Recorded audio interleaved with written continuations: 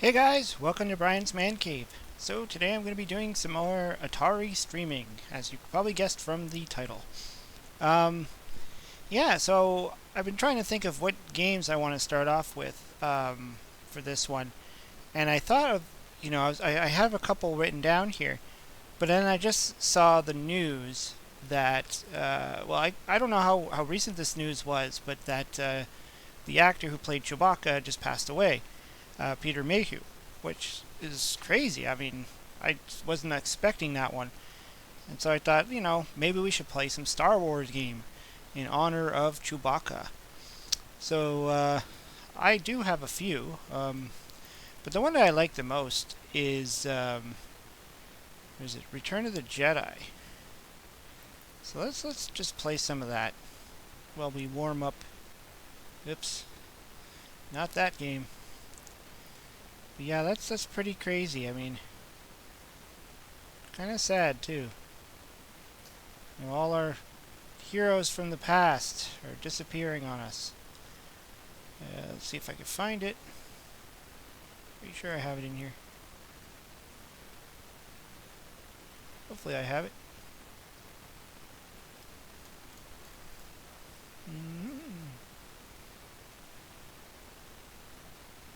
I don't have it. That'll suck. I know I have the real cartridge, but I can't play it on this. Just see what the chats are going on there. Hey Kevin, I love your channel, Brian's Man Cave. Thank you, buddy. Jim's Retro Zone. Hey, how's it going? Hey Brian, just stopping for a minute. Hope all's going well. Cool, Papa Pete. What's going on, man? So I'm trying to find if I have. I thought I had Return of the Jedi, because just to honor the passing of Chewbacca. But is it Star Wars Return of the Jedi? Maybe that's it. There it is. It's Star Wars Return of the Jedi. This ain't it.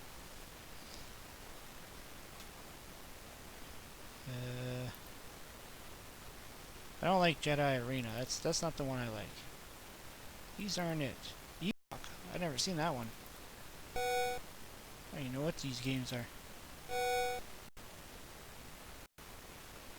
Oh, no, it's this one. Empire Strikes Back. My bad.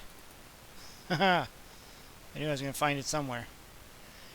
So we got one up woman. And Jim's Retro Zone is saying, I'm good. I'm at work, so I can't stay long. Well, that's okay. I'm glad you were able to come by at least for a little bit. Yeah, let's play some Star Wars, Empire Strikes Back. I don't know why I was thinking Return of the Jedi. I've never actually played that one. But yeah, I mean, that just hit me. The I don't know when it was announced. I guess I've been, I haven't been on Twitter for a bit. For like a little while, and maybe the news was broke for a while, but yeah, it's pretty sad. We lost Chewbacca. We lost Carrie Fisher.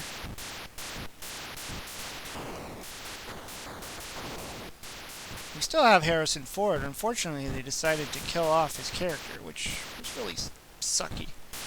I don't think they should have killed off Han Solo. But I kind of guess what they're doing. They're trying to eliminate all the old and come up with a whole new young cast of Star Wars characters. So I guess it makes sense.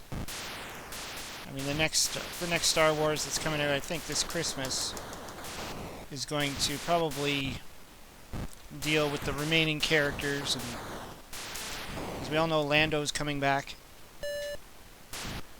So who knows what's going to happen, if they're going to kill off Lando as well. And I mean, a lot of the classic characters are already dead, but there's maybe some possibility they're going to bring back the Emperor, which I know Chris the Atari Creep was talking about.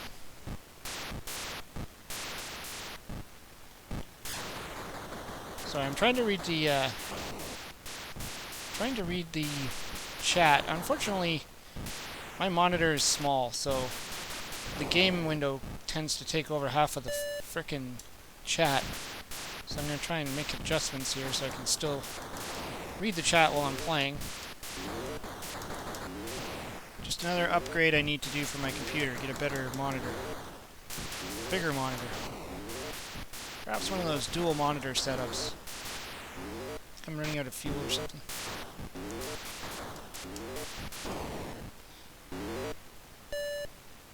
Land on the flat spot and your ship will regenerate. Ah. Oh, I see.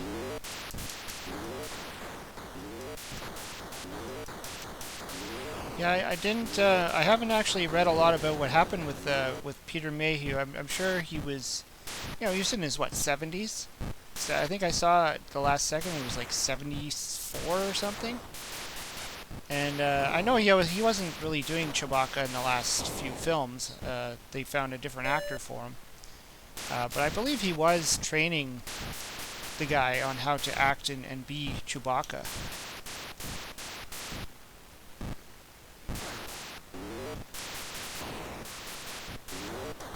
This is a pretty cool game though. I mean, for what it's worth. I would have been totally stoked to play this one if I had it when I was a kid. It's not as good as it, I guess. No. Whoa! There we go. Change colors as you're hit. When yellow, you should land. Ah, okay. There we go. Whoa! I actually ended up getting a copy of this on Atari, on my real Atari. And it was in a box of like other games that I bought, and it didn't have the label on it. So I had like 3 cartridges that didn't have the label on it. And so one of them was this one, the other one was Spider-Man, and then what was the other one? I think, well, maybe it was just the 2. Or 3. It was like 3 Parker Brothers game, and one of them I already had. I think it was Frogger or something like that. And the other one was Spider-Man. So I was thinking they were going to be the ones I already had. So I was kind of stoked that I got 2 games that I didn't previously have. So I haven't actually played a whole lot of Empire Strike Back. I just know it's kind of fun. Who we got in there? Mr. Toon. Hey, how's it going, man? And Retro Visions. Good evening. Gotta get the lead hat. And we got A-Train Fanatic. Yeah, I was just, sorry, I just wanted to, like, sabers and stuff. Oh, jeez. They shoot out of their bums. I'm gonna have to recharge, don't I? That's a good tip. I didn't know about that before.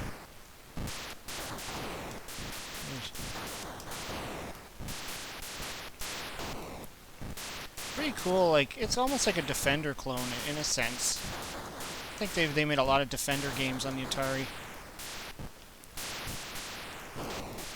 Typical shoot 'em up spaceship style.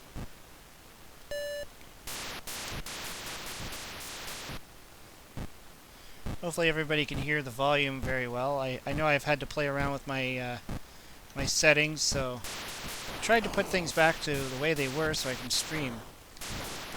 I also unplugged my computer, or my modem. Because the last time I did a stream, it was just terrible. The connection was horrible. So I reset the modem today.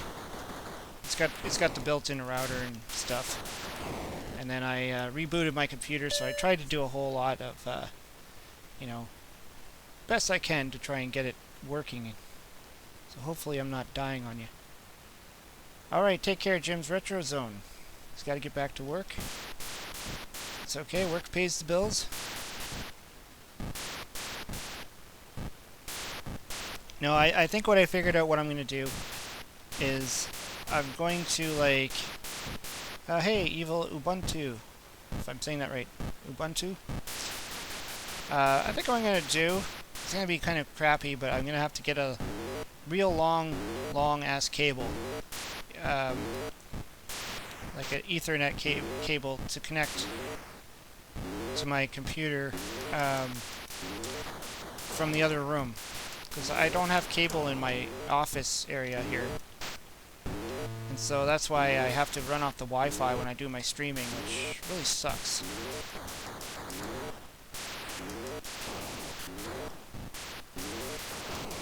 Okay, Toon is saying that the sound is perfect. I'm not one with the force on this game. Oh, I gotta like regenerate. Did I? No. And he's going crazy. Oh, jeez. Oh, I just got blowed up.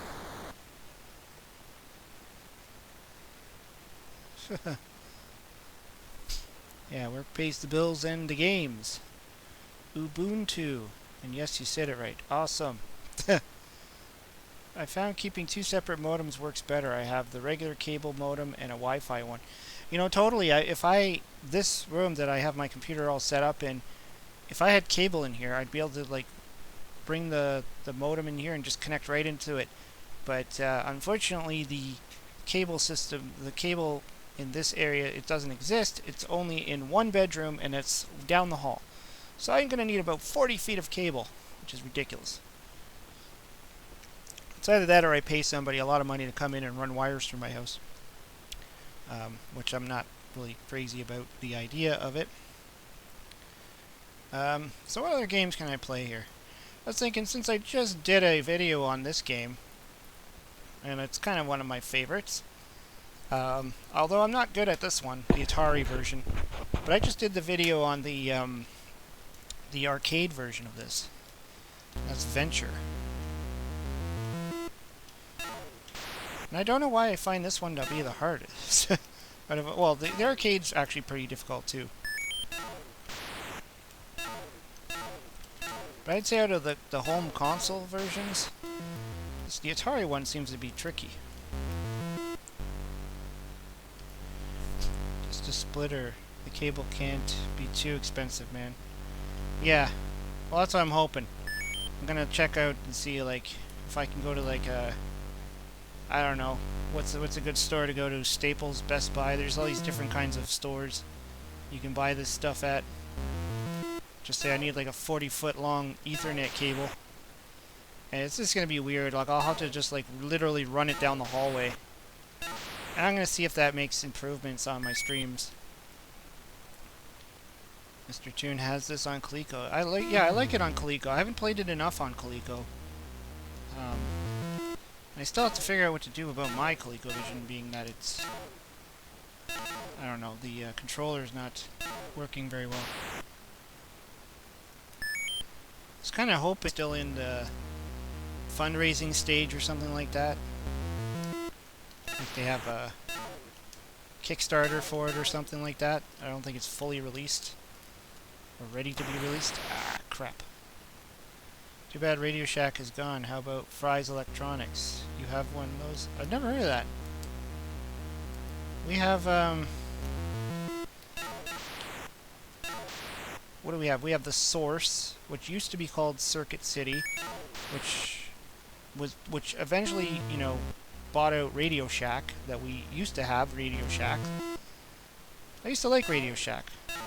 Especially when I would, when I'd be bumming around the mall when I was a young kid, teenager and all that stuff, I'd always go into the Radio Shack, and they always had the those little mini handheld games that you could on display, like, you know, the space games, and even they had a golf one and stuff, and they would Space Invaders and Frogger, and I'd just be sitting there in the store playing those when I was just trying to kill some time.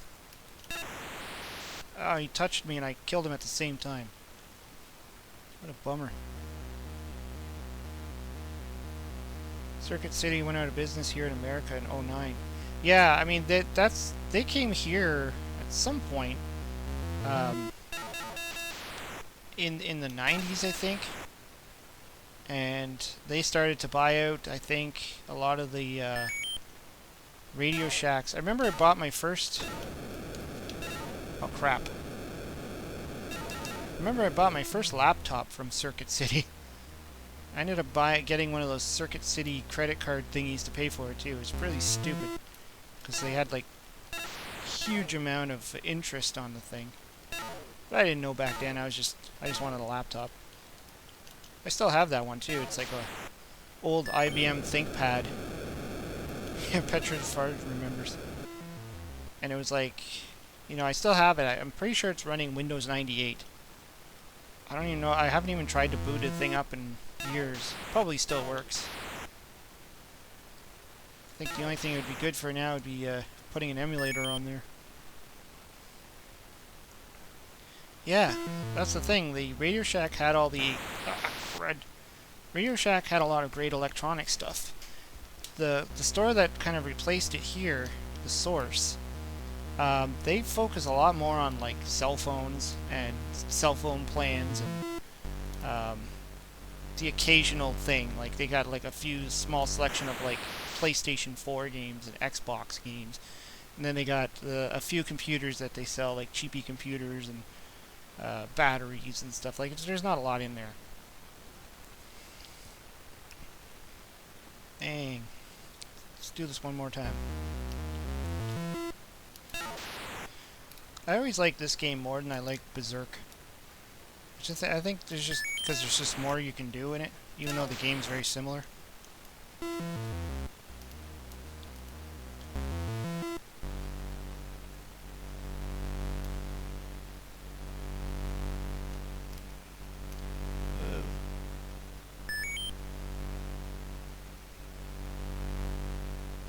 In Louisiana, they're all gone.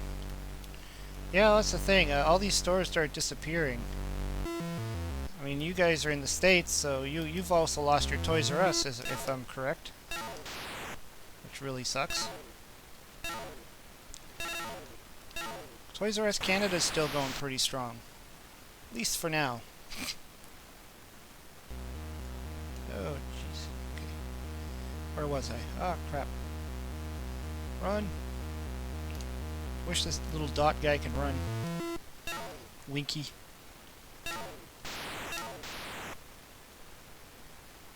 Yeah, that sucks that you guys lost your Toys R Us. Although, I haven't really been impressed by Toys R Us lately anyways. I don't know if it's just I've outgrown everything, or if they've just changed so much. But the last few times I've been to Toys R Us, I haven't really been that impressed. Like, I always go and look at the Transformer figures and stuff like that, and there's hardly anything. I'm finding Walmart usually has better selection. Plus, Walmart always has the exclusive stuff that Toys R Us used to have. It's now Walmart that has them. Crap, I can't get over there. Okay.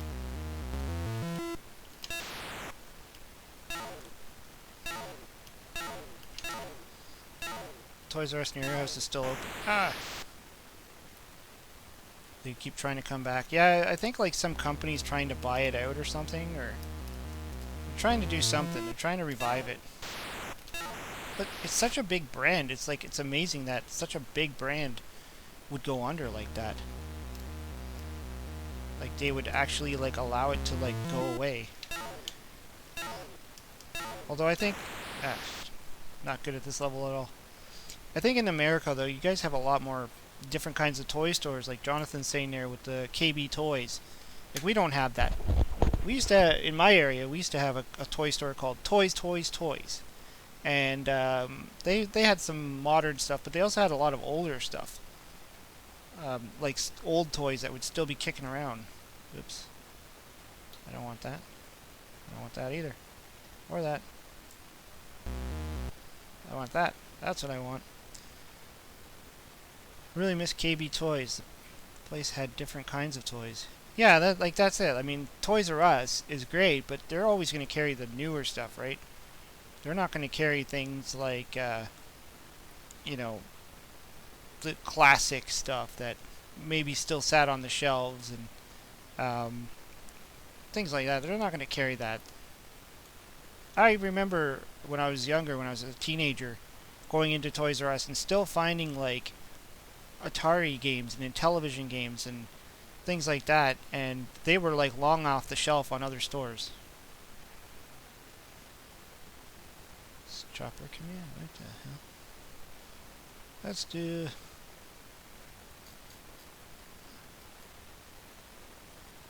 Yeah, let's play some classic Space Invaders. I'm gonna do this one. Classic Space Invaders.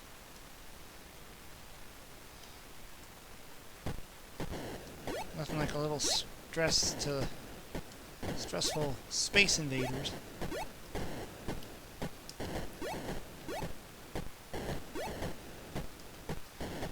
I always say that this is probably the reason this game alone was the reason why a lot of people bought Atari when it first came out. Alright, got the UFO.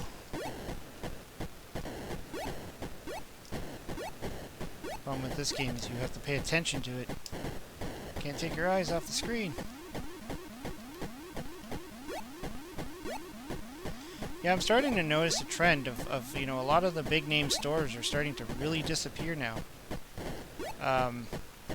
So far here in Canada, a lot of the brands like are like the clothing stores and stuff that I always remember being, you know, pretty popular. Oh gosh. Got him. Like the Gap. Like, I can't believe the Gap is closing. And we have this shoe store called Payless Shoes, and they were just like, you know, pretty decent shoes for not as expensive as you would pay in a regular shoe store kind of thing, and they're gone. There's a couple of other stores that I was surprised to see they're leaving. Yeah, like Eaton. Eaton's went away, Zellers went away, Kmart went away.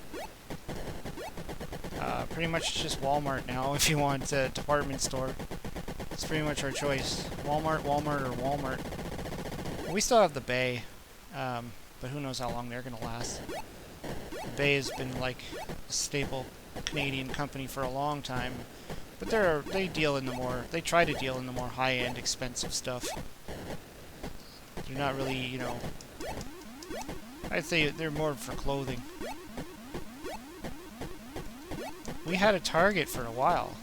I remember when it first came to Canada, everybody was excited because we were getting a Target, and because I always remember people would go down to America from Canada just to go to Target, and then we were like, hey, we're gonna get a Target. This damn thing turned out to be like a red Walmart. It didn't really matter. Had the exact same prices. Either that or the prices were worse. Hey, the Atari creep, what's going on, man? We got the creep in the house.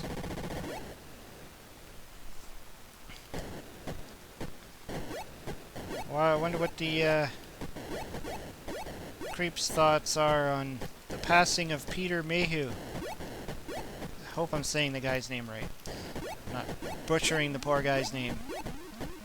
Let's just call him Chewbacca. Chewie for short. I mean, I was just going to share my link on Twitter that I was streaming, and it was the one that was trending, was the death of Peter Mayhew. And I'm like, really? Chewbacca died? That just sucks. Come on, you can do it. Crap. Whew.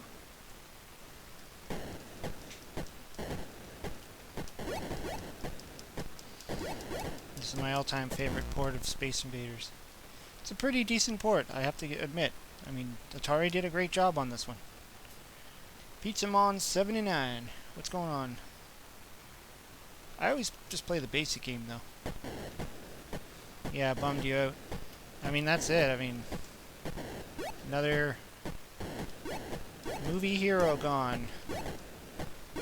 I mean, I know he stopped playing Chewbacca for the recent movies, but I mean, he's in a sense his character, because he was in a pretty big costume and stuff, and you know, he wasn't playing him like his human self, so it's not as detrimental as losing Carrie Fisher, which, you know, really was a bummer, because, you know, now they're continuing her in the movies, but it's like, stock footage or something, or they have to CGI her in there, and it really sucks because it would have been great to just be able to end the like complete the whole saga with the original cast.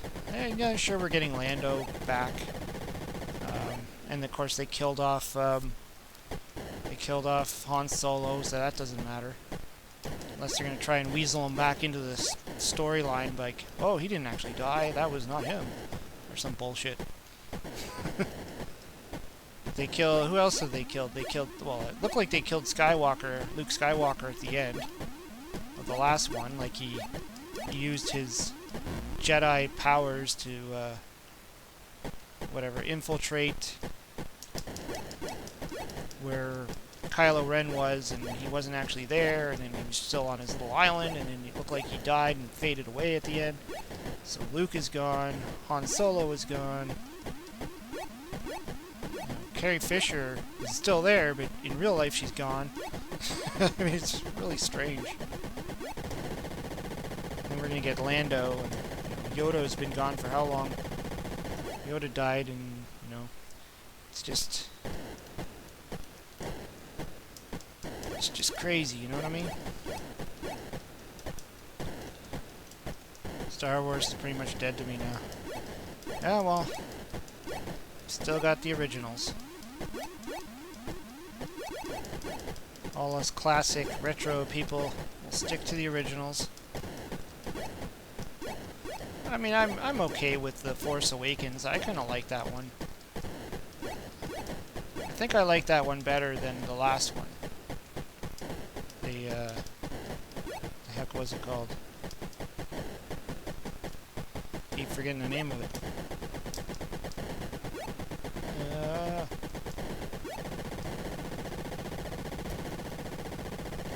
Hey. I've never seen any Star Wars movies? Really? You've never seen a Star Wars movie? Like any of them? Gotta get on that, man. I thought I was late to the party. I mean, I didn't really start watching the Star Wars movies until around the time the, when was that? When they re-released it as, the enhanced footage or something like that. I can't remember now. That was when I got into Star Wars.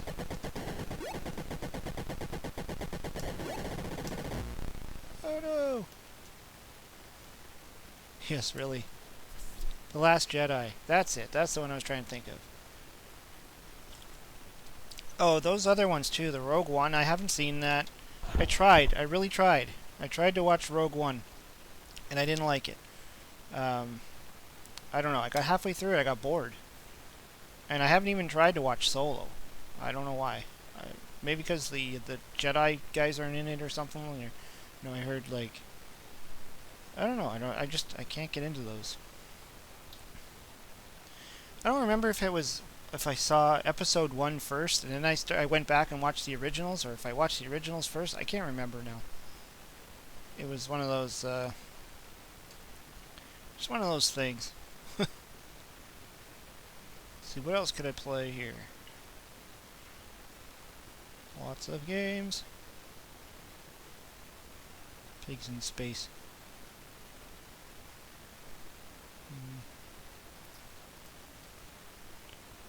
Noon Patrol. Solo's actually a decent flick. Huh. Maybe I should check it out. Play it with the, doesn't look right. There we go. That's the one we want. I don't know what that was. First saw Star Wars back in '82, so then it blew my mind. Well, I remember when my brother and my cousins were watching it, and I didn't really understand what Star Wars was. Like, I was too young at the time, I guess. I remember that. I guess it was around the time when they first started releasing them on VHS. Because we were watching it downstairs in like the basement where the TV was at my cousin's house. And I didn't really understand it. I was like, what is this? And I didn't really get into it.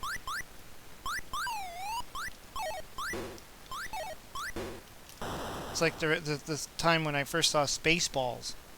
My cousin, again, it was my cousin's house, my other cousin, they wanted to go see it, and I was at their house, and it was like, they want to see this movie. I had no idea what it was, but I'm like, and I thought it was just going to be like a Star Wars type of movie, but I didn't realize it was going to be a comedy. And so I was like, kind of like, oh, I'm probably going to hate whatever the hell I'm watching. And then it turned out to be one of the best movies I've seen, comedy movies I've seen, I should say. I mean, Spaceballs, like, after I saw it in theater, I was like, you know, I don't even know how many times I've seen it since then. Like, just on rental, when it came to VHS, to buying it and watching it. Every time it comes out on TV, you know. Gotta love Spaceballs. Ah. Yeah, I don't have the music on again. I toggled it off, I guess. The music can kind of drive you crazy, though, so... I noticed when I did my my video of this game, people were asking me about the music. I think there's a way to toggle it with the difficulty switch. There it goes. There's the music. But it's kind of repetitive, so... Most songs that'll just get in your head and stay there. Ah!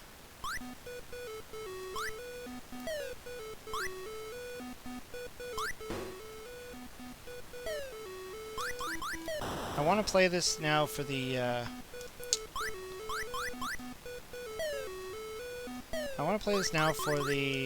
arcade, just to check it out. So I've played it on all the other ones. NBSOXS44, what's up? I don't know if there's a way to pronounce your name there, but...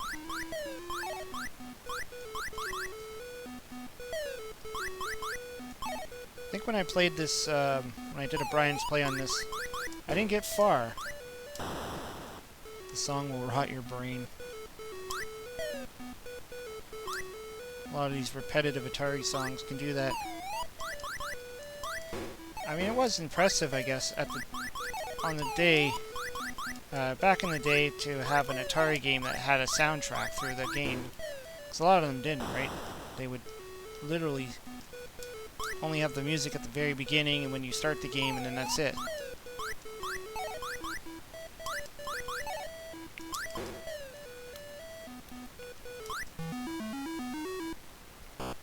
Yeah, I have it on MAME, so I'm going to do a video on it at some point. Just to see how it is compared to this one. I always get stuck there.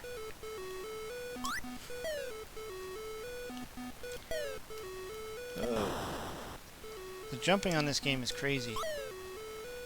Because once you jump, you're kind of like waiting for it to come back down so you can jump again.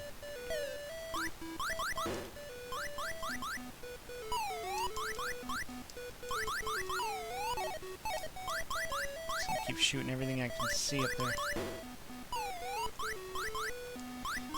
Yeah, the James Bond game. I should try that after, because that's the game that I always think of when I see this game. James Bond. I'm pretty sure they just ripped this game off. Oh man.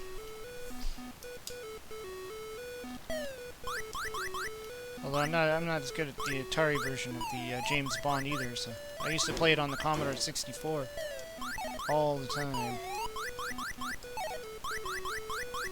Who made the game?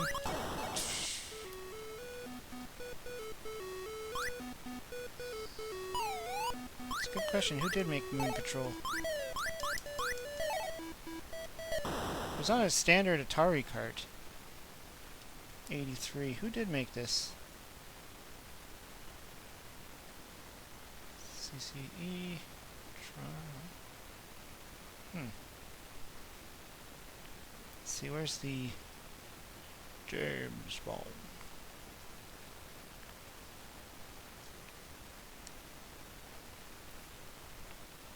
James Bond, 007. You know, I did a video on this one too. Novice. Let's do it.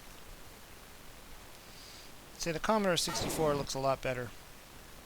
It actually looks much better than this one.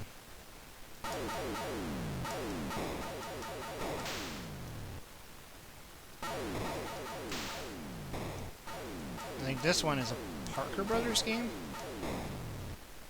if I'm not mistaken.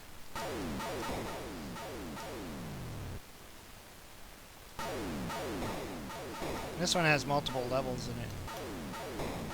Ah, jeez. Helicopter. Blitzkrieg, what's going on? Oh, jeez. Okay. All I could say is your vehicle is one funny looking car. I think it's supposed to be his Aston Martin or something. Unless it's the, like a... Or is it like Moonraker or whatever it is that...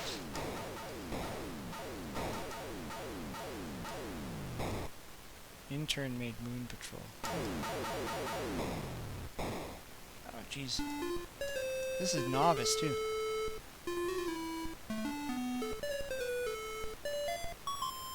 I don't know what the select button is on the emulators, though. I have to figure out all the buttons so I can always remember when I play how to change the difficulty settings.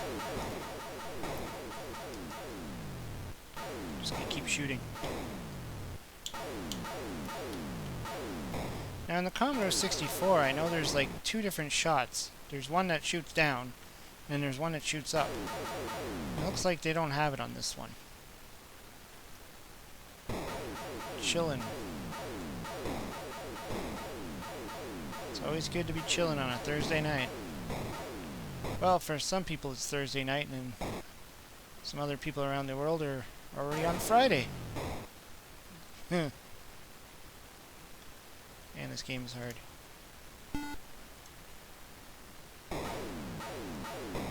Pits are crazy. You have to really jump those pits.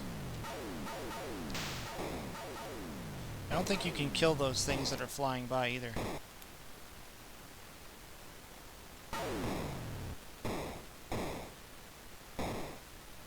See if I can make it to the select level as F1.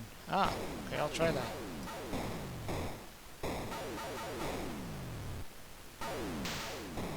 Oh. Not that this game is any different in easy mode. I don't think it is anyways.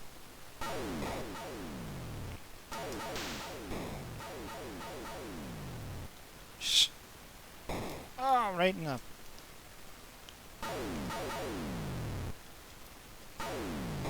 I think that helicopter thing is doing like a surveillance thing, and if it sees you... Uh-oh, my jump! Oh.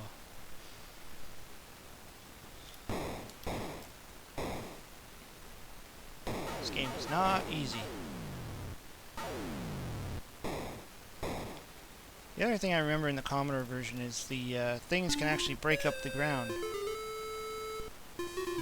Doesn't seem like F1 works. Oh, that's the right and left. Run, shoot only diamond. Yeah, I'll have to figure out what the select button is. Nothing seemed to be working there.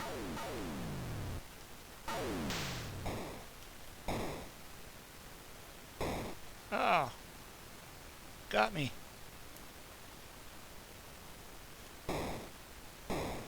If you pass this part, you go into the water area. Oh, I missed the diamond. Shh.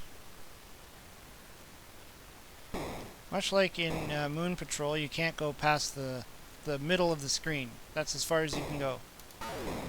So, you're pretty much between the middle of the screen and the beginning of the screen. Ugh.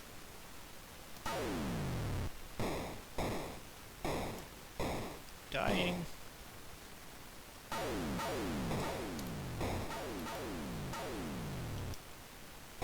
Come on, you can do it. You can't kill anything but the diamonds. Which is pointless because they're not shooting at you. Everything else is shooting at you and you can't kill them. What is the point of that?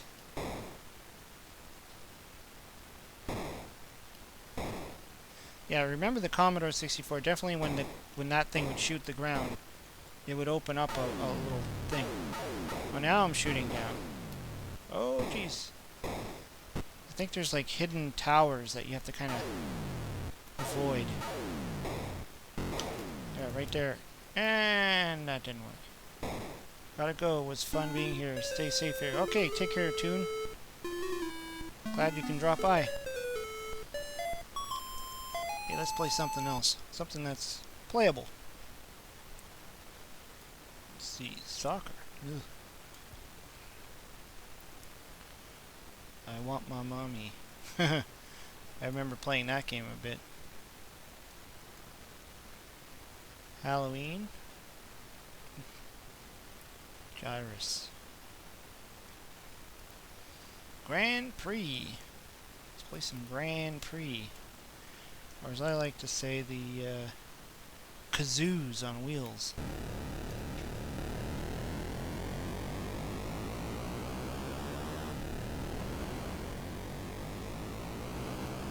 Oops.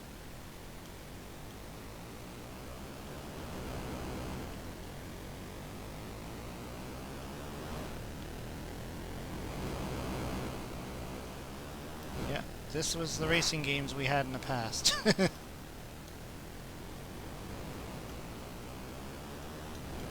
Name that game is fun. You know, I don't think I've actually ever played that one. I've seen the No Swear Gamer, he did a video on that one a long time ago. And I do mention it in my up and coming video where I do my amazing games from A to Z for the letter N. I do talk about it, but I haven't actually played it. That was terrible. I can do better than that.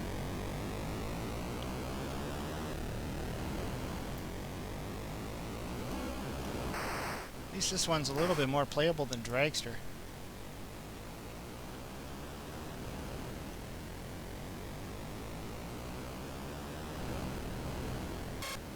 Oh yeah, you got brakes.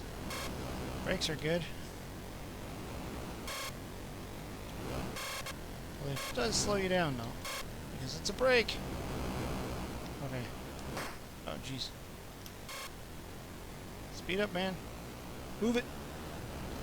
Oh.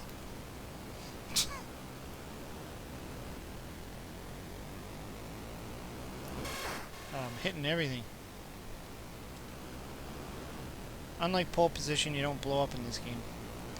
Just slows your time down. All these games were pretty much speed against time. Ugh. Terrible. Terrible. Ghostbusters.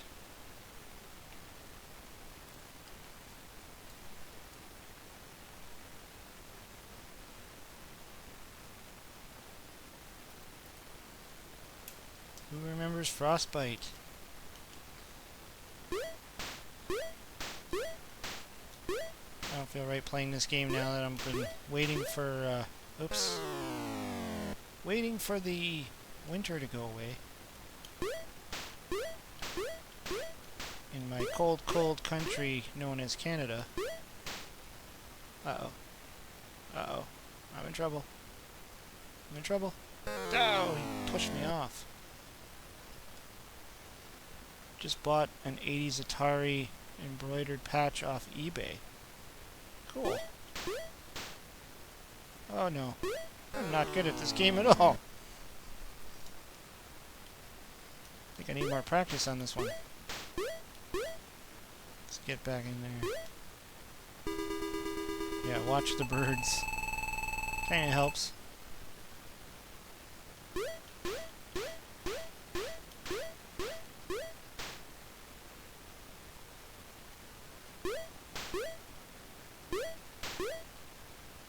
Let's see. Let me go over here. I think The fish are good, aren't they? This one's tricky. Yeah. Just have to remember the birds are bad, the fish are good. Oh, what the heck are those crabs? Probably just as bad as the birds, aren't they?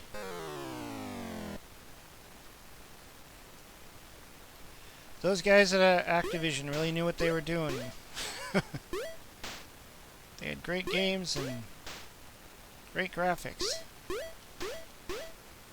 That was close. Too close. Run over here.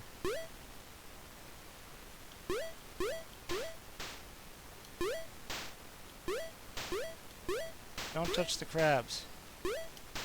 There's the fish. Uh-oh. Hurry up.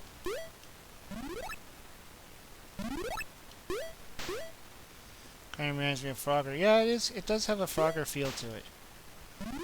Kind of going in the opposite direction. Gotta watch out for things.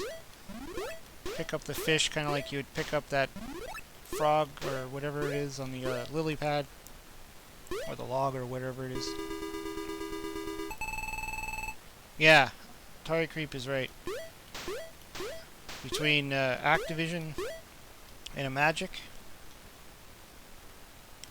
they made a lot of the great games on the Atari back then.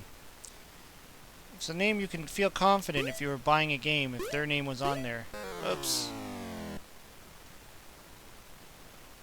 Frogger and Cubert. Kinda, yeah. Yeah, kinda. I can see how it can sort of be like a Cubert. Except you don't have to really jump in diagonal. Cubert just messes you up because of the diagonal. And the isometrical board. You know, when you're going on a whole diagonal field. Kind of like in Zaxxon. Well, not Atari Zaxxon. ColecoVision attack Zaxxon. Uh-oh. Oh no. Oh no. So many enemies. There, fishy, fishy, fishy.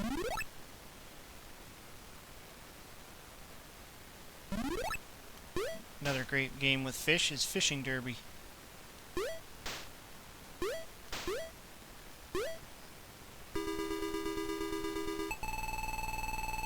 Never liked Cubert. Oh crap, there's a bear after me. Yeah, let's just amp up the difficulty by adding a bear. Polar bear. Crud. Oh crud. I just got killed by a bear. That's not fun. What is that thing? An angry Pac-Man? Pac-Man decided to join the party?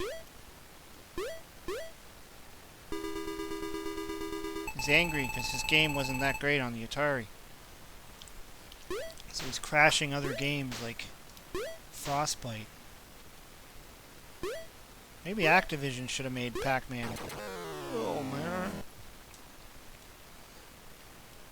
We would have had a better Pac-Man, I tell you that much. Even Coleco managed to mess up the games off the... I mean, they made a few good games. You know, Coleco made a good game like... Hey, Stu's Reviews! Coleco made a great game like Smurfs. Smurfs Adventure, where is it? Smurfs Rescue at Gargamel's Castle. Like this one they actually did a good job on. Trying to outrun the bear, I'm just trying to outrun you. Exactly, I don't have to outrun the bear, I just have to outrun you. Ah, come on. Oh. Talk about keep running into the damn fence.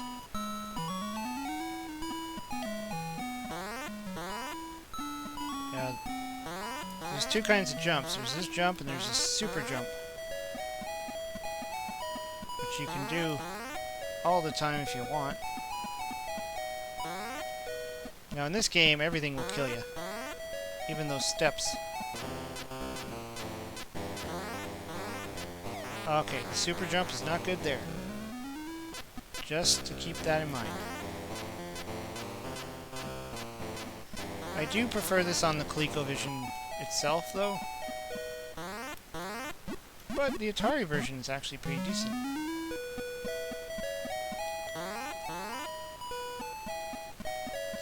Sort of like the Cabbage Patch Kids game on the Coleco as well, which is kind of like a rip-off of Pitfall. Yeah, like I was surprised when I first got my hands on a copy of this game.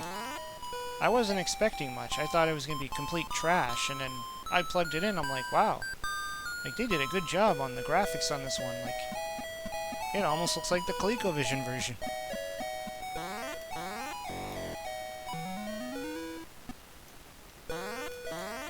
Ugh. Now the thing that makes it tricky is that you don't use the fire button to jump. You push up. That's what makes it hard. You kind of have to push up and then push over. And if you touch anything, you die.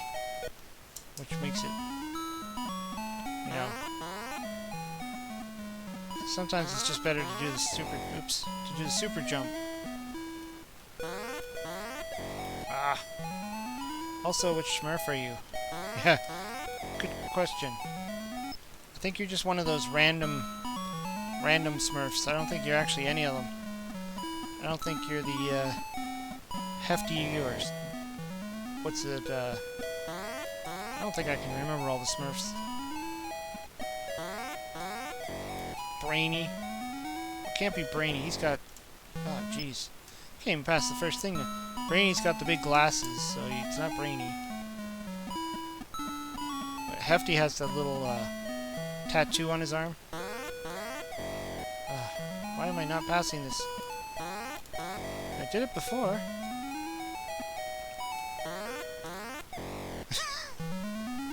It's like just the simplest thing, like a stupid fence, and you can't get past it.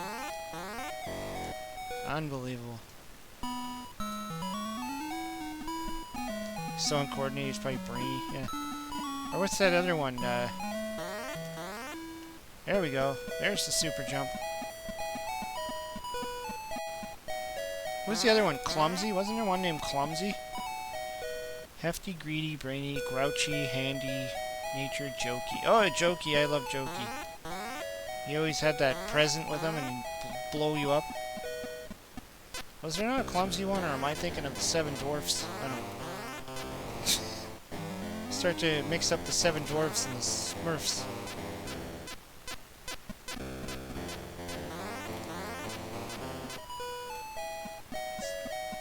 Okay, I know there was I drowned. Right into the water. There we go.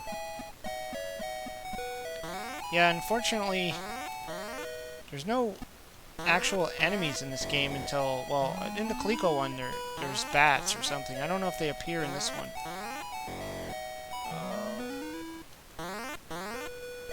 Papa Smurf, yeah.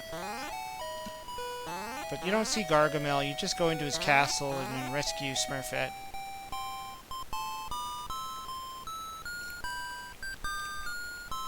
Even in the ColecoVision one, there's no Gargamel. Or as they call him in the, oh, there's the bird thing. Ah! As they call him in the movie, Garbage Smell.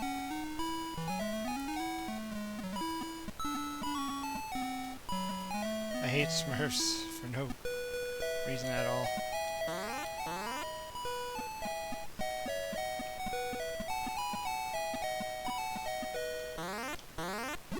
Does anybody watch the show Robot Chicken? The one that Seth Green. I think he's the creator of it. The guy who plays Scotty on Austin Powers. There's an episode of Robot Chicken where they do the Smurfs. Oh, crud. And Gargamel finally catches the Smurf and cooks them and then goes to eat them, and he finds out they actually taste terrible. So I think that's been the whole thing, is that he was always trying to catch them to eat them. So then he finally catches one and he realizes they taste like crap.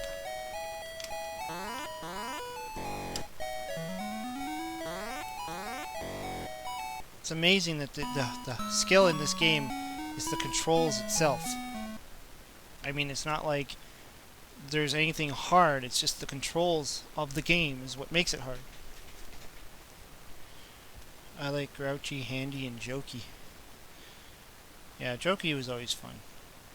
Although he always played the same joke over and over again. He'd literally just hand you a present and watch you explode. That was pretty much his joke. Let's see how my stream is doing here. Looks like it's okay. That's a good thing.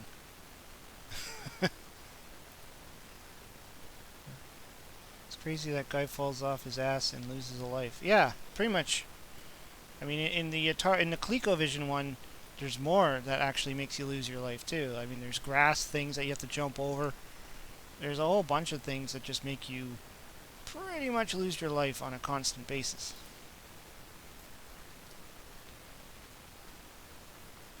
Let's play some adventure. I'm a square. I was rewatching, what do you call it, Ready Player One the other day, when they had to play this again. And, I don't know, I guess that's the best way to do it there.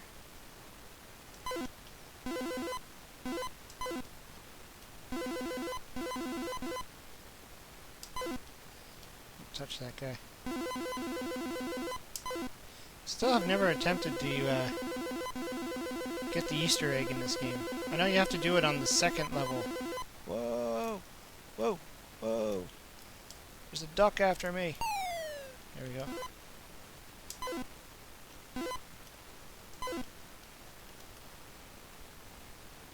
Wish there was a way to eliminate the bat from this game. Well, with the difficulty switches, I know you can do some changes to the game. I don't know if you can eliminate the bat, though. Do I even need that damn thing anymore? I don't think so. I think I just need the black key. Oh, I just went in a circle.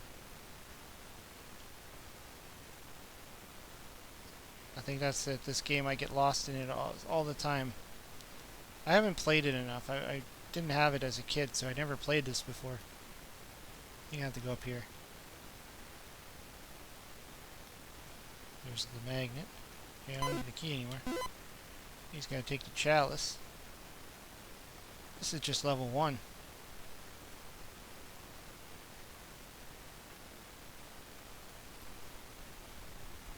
Oh, the difficulty only decides if the dragon runs away from the sword or not.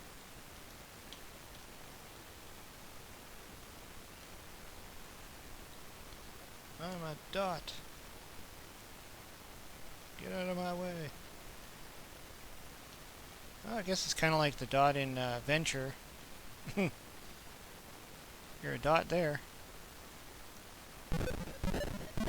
Oh, that was fun. There is Venture 2 on the flashback systems. I think it's on the flashback.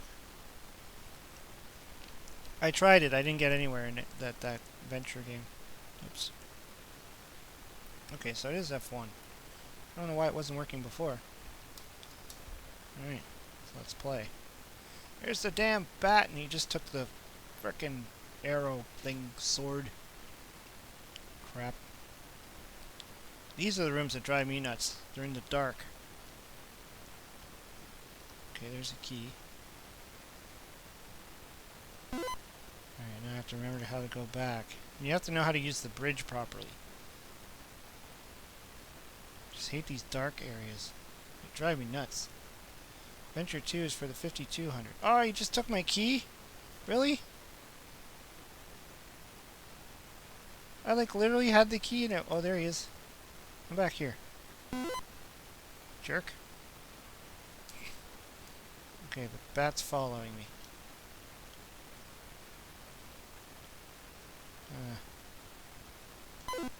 No, come back.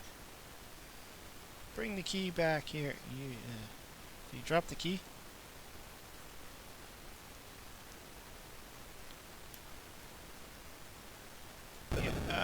Yeah, I was trying the Atari. Oh, I'm dead.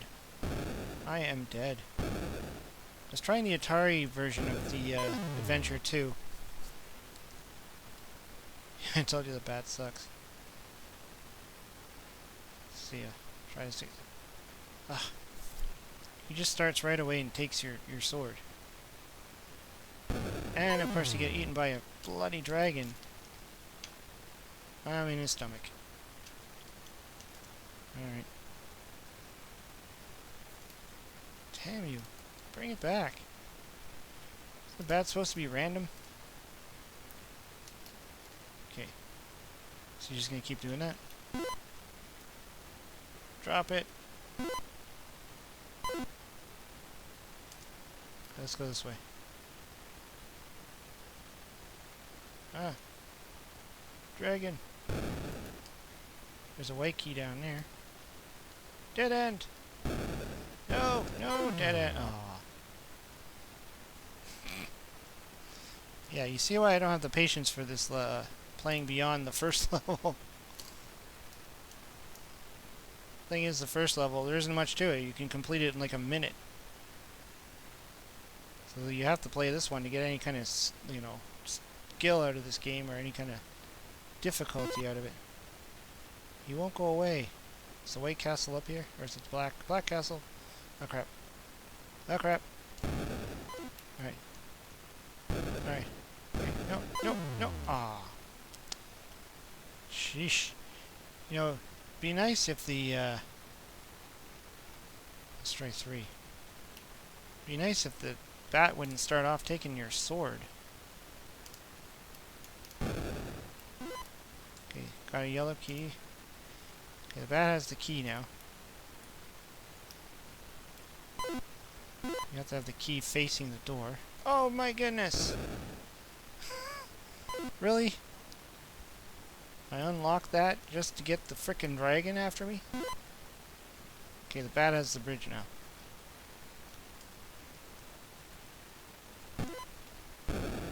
I bet you people drove themselves crazy playing this game back in the day. I think I died.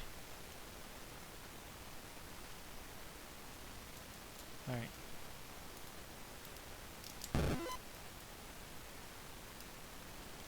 So there's nothing in there. I don't need the bloody key then. Just keep moving. There's the bridge, but I can't get the bridge. I need the magnet to get the bridge. It's being guarded by this dude. Okay, make him chase me. I'm gonna loop. No. Okay. I got the magnet now. Holy crap, they're everywhere. Okay. Now I got the bridge.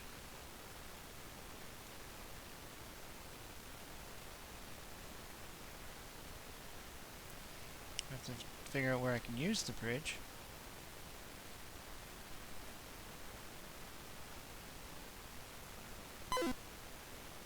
There.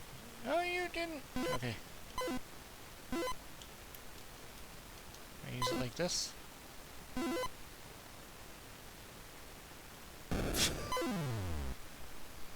No, no, no.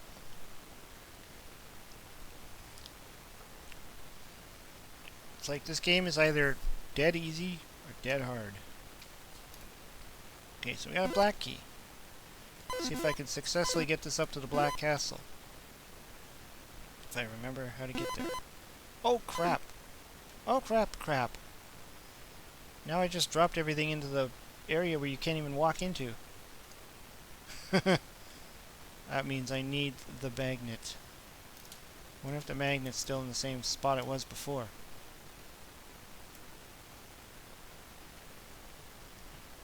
Nope.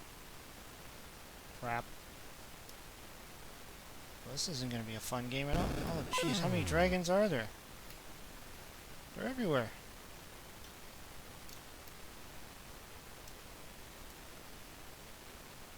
It's amazing anybody completes this game. Oh, I can't get through there. I didn't think the bat could carry the dragon. I think the bat can carry everything in this game except you.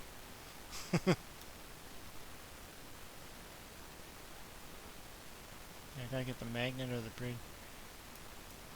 I'm sure they only created the magnet because they realized that parts were getting stuck in places you couldn't get them, so they had to like create the magnet as a final item just to get out of that problem. What? Why is it still there?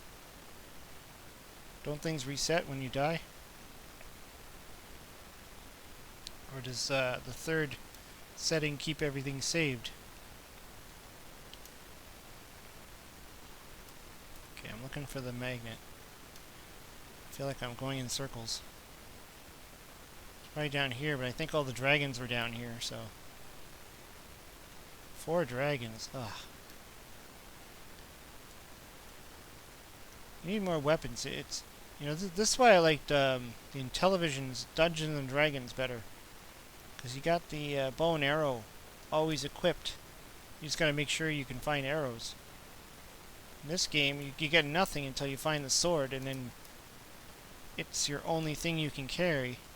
You have to drop the sword just to carry anything. Oh jeez, oh jeez. And I just got eaten again. Why is this so hard? Okay. There's the magnet. Let's see if the other things are saved.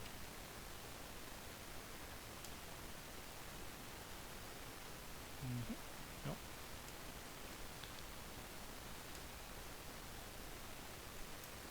Nope. Keep going the wrong way. I guess some people have played this enough that they remember where all the mazes go. Oh, jeez. Kind of like, you know, when you play Zelda or something, you memorize where everything is. Yeah. I'm not getting anywhere.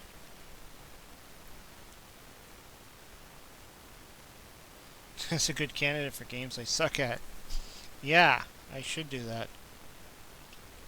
I think the only time I actually did a video on adventure was like one of my first few videos, like going way back when I first started my channel. I think it was like my 3rd video in I did it, about games I didn't know were good on the Atari. Don't play level 3, everything is randomized. Didn't seem like that at first. Let's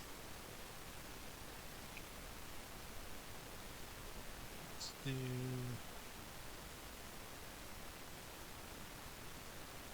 No, not Berserk. I think both dragons ate you at the last one. The yellow dragon ate you while you were in the orange dragon's stomach. Yeah, he waited for the orange dragon to throw me up and then he ate me. Boxing, yeah. Bumper Bash? That'd be a game I need to get my hands on one day. It's Bumper Bash. It's a pinball game that uses the paddle controllers. Now, there's Cabbage Patch Kids for the Atari, but I don't think I've ever played this.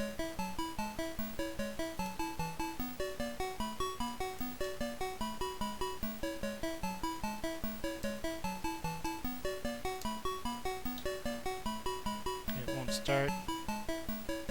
This is one of those weird games where you gotta use the difficulty level setting. Alright.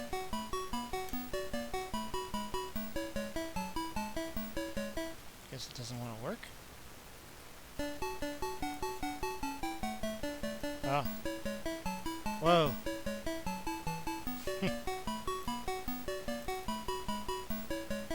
Wonder if it's anything like the ColecoVision version. It's like a Pitfall rip-off. Yeah, it is prototype. Yeah, I know this isn't an official.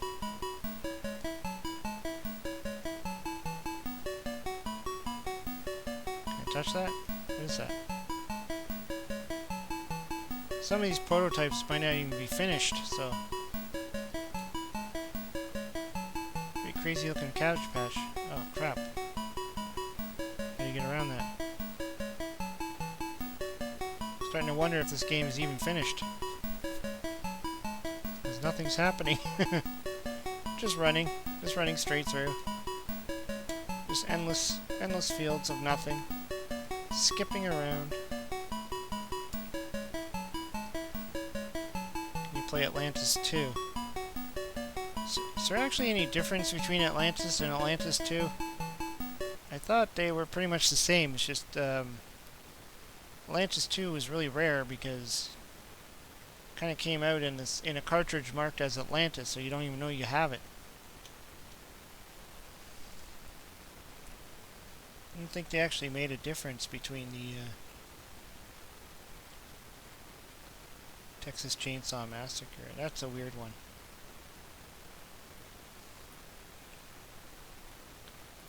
Let's see if there is any difference. I don't think there is a difference between Atlantis and Atlantis 2.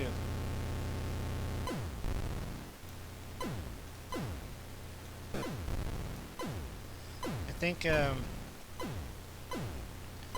think it's just rare because it wasn't an official release.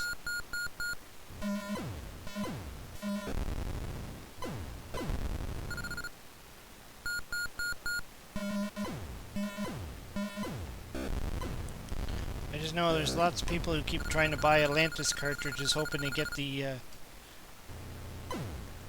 Atlantis 2 instead, because it's expensive if you find it.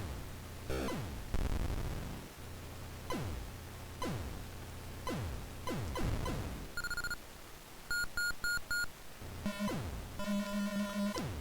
lost my middle spaceship thingy. It's another game I played where I kind of like the Intellivision version better. Especially when you can lift off with the middle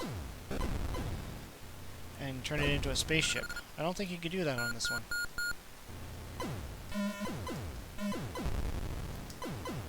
Graphics are neat though when things explode. Oh.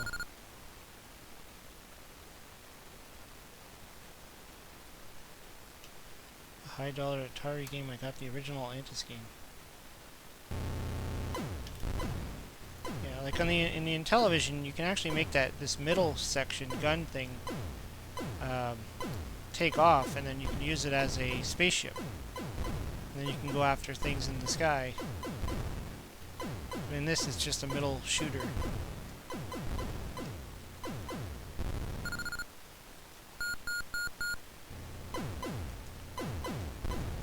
I'm just gonna like start randomly shooting everything that's coming out of the screen.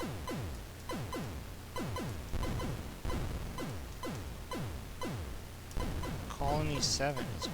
I never heard of Colony 7 before.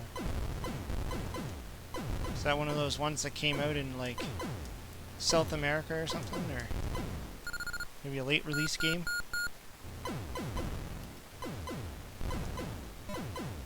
Oh, things are going fast. Way too fast.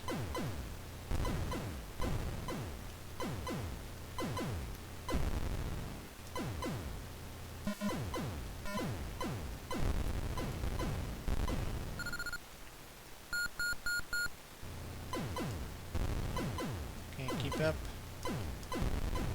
Already lost my middle gun. I humbly request Dark Mage. Dark Mage. What's Dark Mage? I didn't have that. It's the thing with Atari, there's so many. I don't know if I have that one. Is that like a what's it called, the Supercharger game or something like that? Konami game. Ah.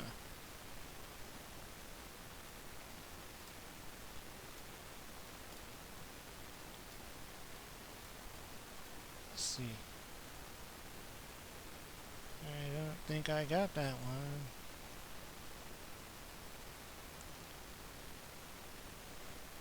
Crackpots. Let's play some Crackpots. Another classic Activision title.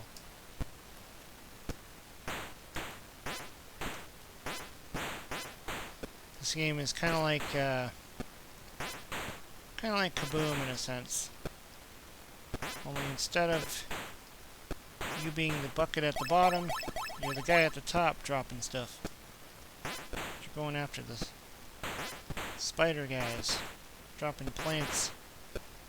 I don't know how this guy has an unlimited set of potted plants, but he does. I think if you miss one, they chew away at the wall or something like that. This game gets crazy fast.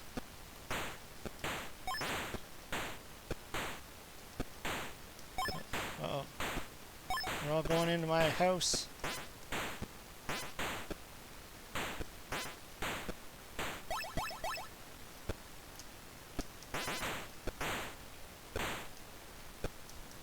Yeah, it's funny that this game uses the joystick controller and not the paddle controller like Kaboom. Even though it plays remarkably similar. Always made me wonder that, why they decided when they could have used the paddle controller, why they didn't use it. Like maybe they thought people just preferred the joysticks more. Certain games like Space Invaders would have probably been cool if you could use the paddle controller. Oh crap. Spiders into my house.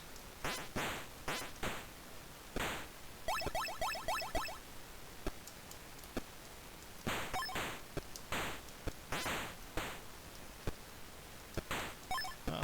Uh-oh.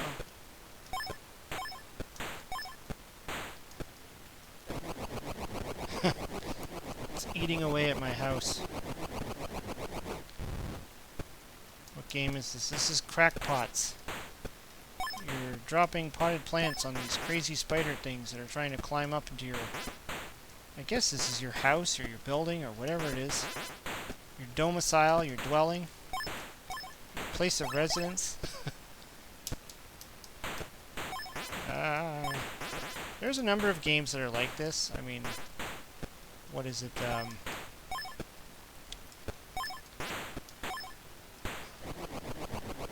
it's eating away. Gremlins has like a scene, a similar play to this as well. That's a cool game too. It's kind of got the same idea. Termites. Oh, maybe they're termites. That might make more sense. Hold down button, auto fire. Yeah, but in this one you're not really shooting, because you have to go over to the pot to drop it. It's not like Space Invaders where you're just shooting bullets. You actually have to walk over and drop the potted plant. So an auto fire doesn't really work in this game.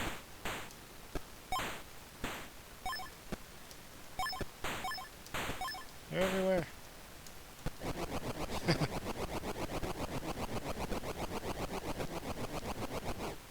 Getting lower and lower and lower. And obviously the lower you get, the easier it is for them to come piling into the house. These creepy buggy guys.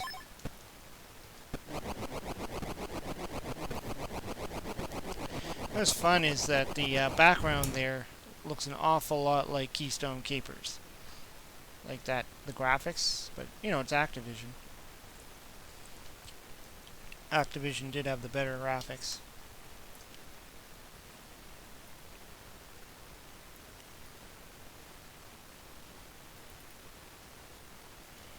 Let's do this. Oh. This is one that I actually just recently, well, not that long ago I did a Watch Me Suck at this game on this one. As you can see, I'm not any better at it. This is an iMagic title. Buh. Okay, let's try that again.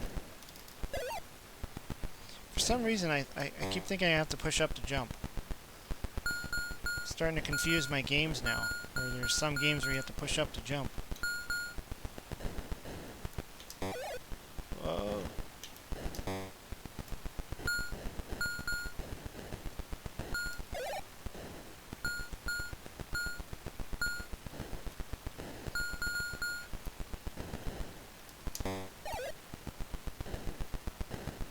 Ah. Oh no. Nope.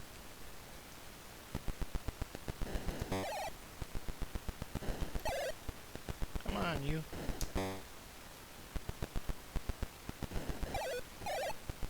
You know what? I think playing this on a joystick is a lot easier than playing it on a frickin' gamepad.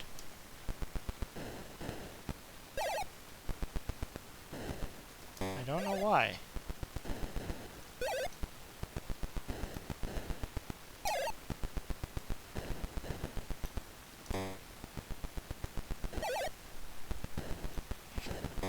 The last second it gets me. I think it's this level. This is a lot easier with a joystick than a gamepad. Because you gotta be able to move really quickly. And I find the gamepad is not, you know, it's not really doing it. It's making you work really slow.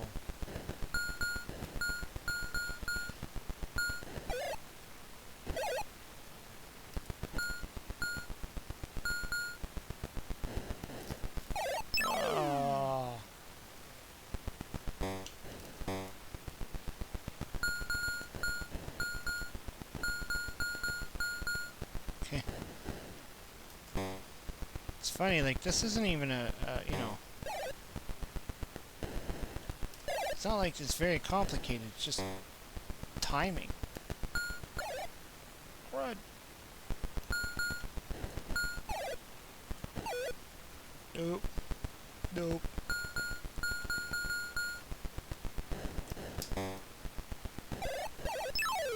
Ah. Well, let's play a game that, I know the Atari creep's been playing a lot of. And that's Dark Cavern. Now he's been playing the Night Stalker version on the Intellivision. One I'm a little bit better at than this one.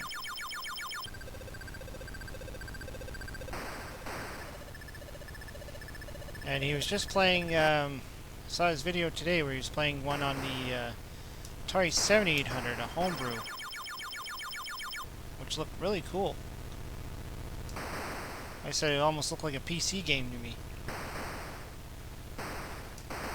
I don't know, this one's totally different though, like... The skill level on this one is a lot harder. I think because of the maze. First of all, the maze is a lot tighter. And these enemies are relentless. I mean, they're just coming after you. In Night Stalker on the Intellivision, you just got like literally a one robot and like what, a spider and a bat maybe? This is just like an onslaught of things coming after you.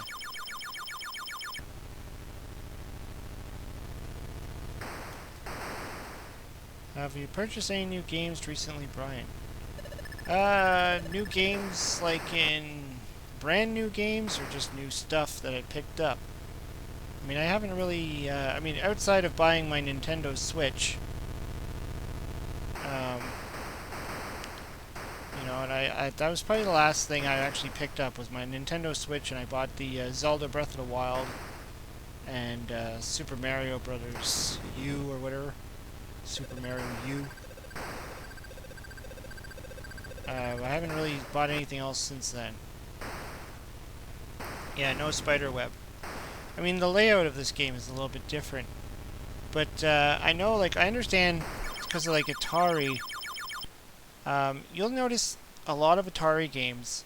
If you look at half of the level, so if you split the game in half, like right down the middle, and look at it, the other side will be the exact mirror image. And a lot of programmers did that for a reason. It actually saved a lot in coding. So I think they didn't have the web in the left-hand corner because they needed to save time and or memory and space by actually just doing the trick where they replicate the board. And you'll see that on a lot of, like, what is it, Pac-Man, for instance. If you look at Pac-Man, you could split the game in half, and the left hand is the mirror image of the right hand. So you just kind of like, they just take the coding and then they replicate it. And so the graphics on this are obviously going to be a little bit different just for that reason.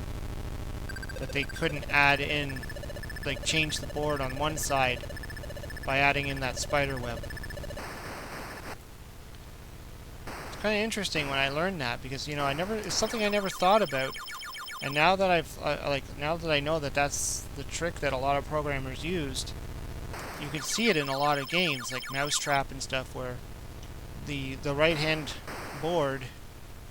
the board is the mirror image of the left hand, or the reverse of. Now, obviously, some programmers got, you know, a little bit more advanced and trickier, and were able to, you know, find more creative ways of designing the screen. And you don't have it on every single game you see, but on games like this, you could totally see that they use that trick.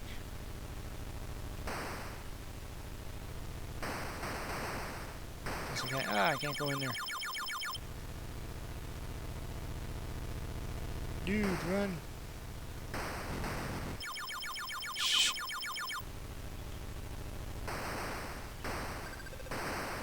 It's funny how this game kind of does remind me of Alien on Atari, which was made by, what was it, CBS or something? It was CBS that made Alien. This is made by the M Network, who made the Intellivision. When they tried to, you know, they wanted to import, bring their games over to the Atari, and they called themselves M Network instead of Battelle, just so they can bring their games over. Crap, I'm out of ammo. I need a gun. I got nothing. I seriously got nothing. Run up. Whoa. Okay, there's my gun. Okay, I got 10 bullets. That's another thing. I think in the Intellivision version you get like 6 bullets. In this one you get 10. Ever played Berserk on the 2600? Oh yeah. Berserk is a classic game. A lot of people like it. I think I always like Venture though better. I mean, this is kind of like Berserk too. It's just you only got the one board.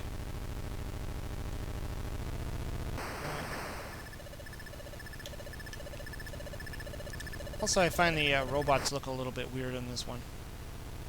Again, that's Atari for you. I mean, sometimes they had to sacrifice the graphics just to make the gameplay fun. Whoa! I mean, that scene is pretty cool when he dies. Used to be a favorite of mine. Yeah, I'm okay with Berserk. I mean, I think my problem with Berserk is I kind of get bored of it. I don't know why. Let's see, where is it? Berserk. Berserk. I mean, it's a nice looking game.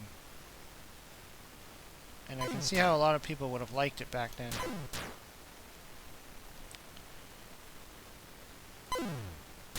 Plus there's also what is it called? Frenzy. I have played that on the ColecoVision. Oh, I forgot I can't touch the wall.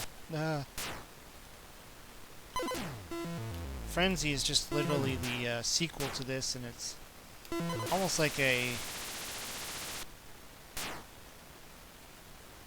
pretty much the same kind of game. Just amped up graphics.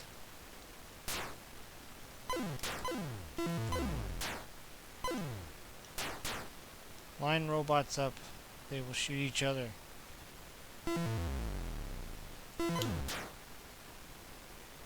And if you stay long enough in the board, I believe Evil Auto comes out after you, just like in Venture. I don't know how long you have to wait, though. Let's see. Where are you? Realize the sound of the shots in Berserk is the same sound as picking up the stuff or the dragons eating you in it. Yeah, for sure. That's the thing with Atari. You'll notice a lot of the same sound effects in all of the games. Where's Evil Auto? Isn't he supposed to come out? Does it take forever? Oh well. Let's move on.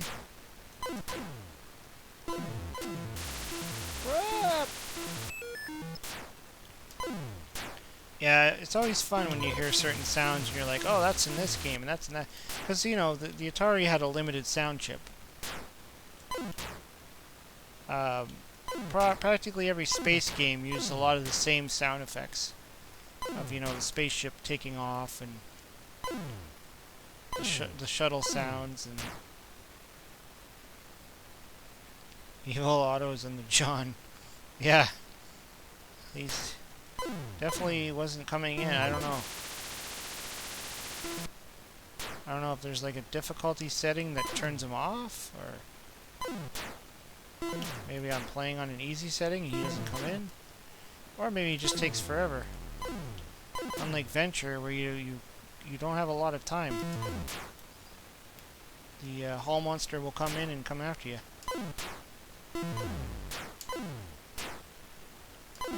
I don't know which game is a rip-off of what. I don't know if this is a rip-off of Venture, or Venture ripped this one off. I don't know.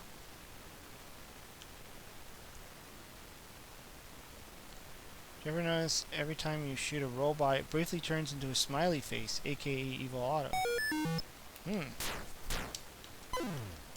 Oh yeah, you're right. It's cool. It's really fast though. Like, you really have to pay attention. But yeah, I can see the smiley face when it dies. Oh.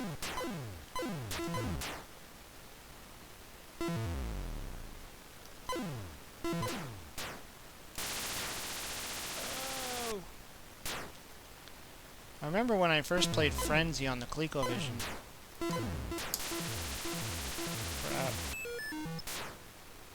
There's like walls where you can break with your gun and stuff. Touch the bloody wall.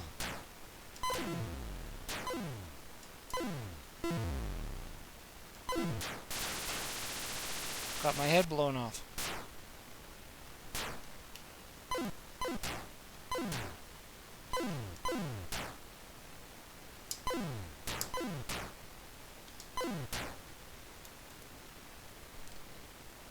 Let's run away.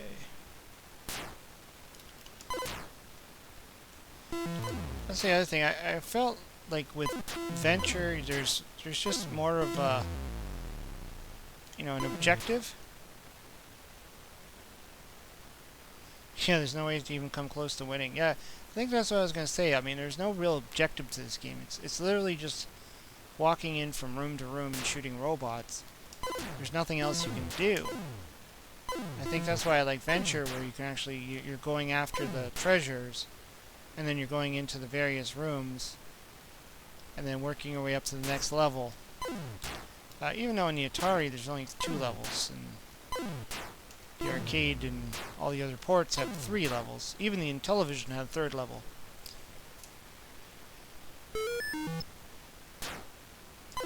Oh.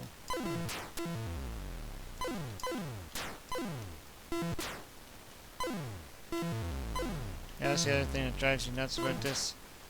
When you shoot the bullet, that's it. You gotta wait till it leaves the screen before you can shoot again.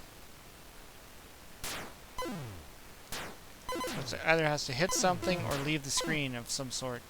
You can't do any kind of like multi-firing. I believe the 5200 version has speech. Oh, that's interesting. I didn't know the 5200 had any speech games. I know the Atari 2600 did have a had some kind of Atari module that allowed some games to speak. Kind of like the Intellivision had the IntelliVoice, which allowed you to play games that talked. Crud. Crud.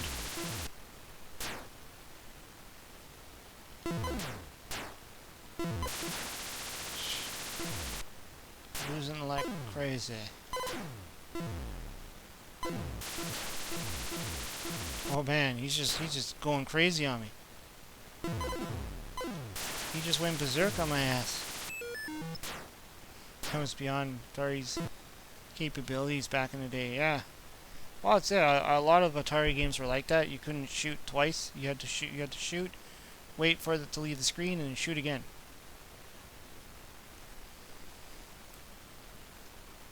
What do I want to play? Bowling. Actually, let's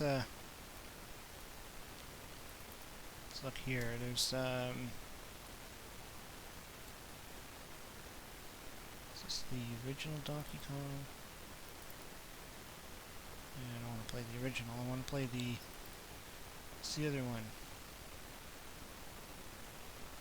This one? Yeah. This one's fun. I think I played this one on my last stream. A complete Donkey Kong game on the Atari 2600. This would have rocked if this was the original one.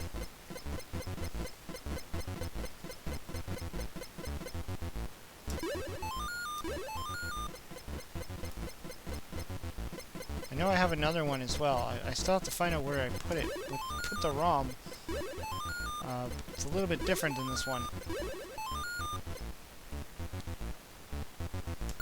Oh no!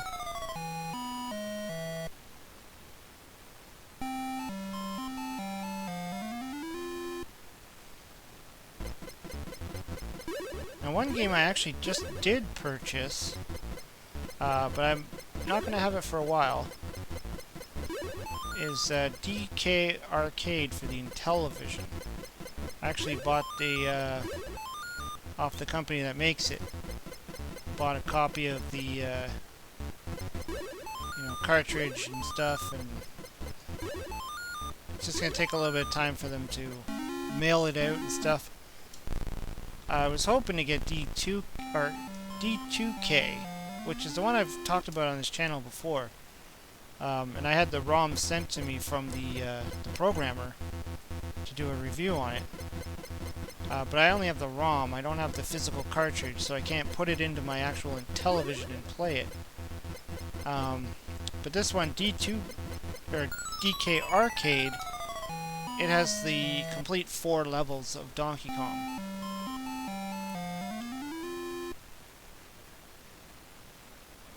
Where did I find this ROM? I think on Atari Age. On the Atari Age forum. I think I stumbled upon some people talking about it. I'm pretty sure anyways. I know I have a different one too, another homebrew version. I'm trying to remember where I put the bloody thing. So I don't think it's in my folder.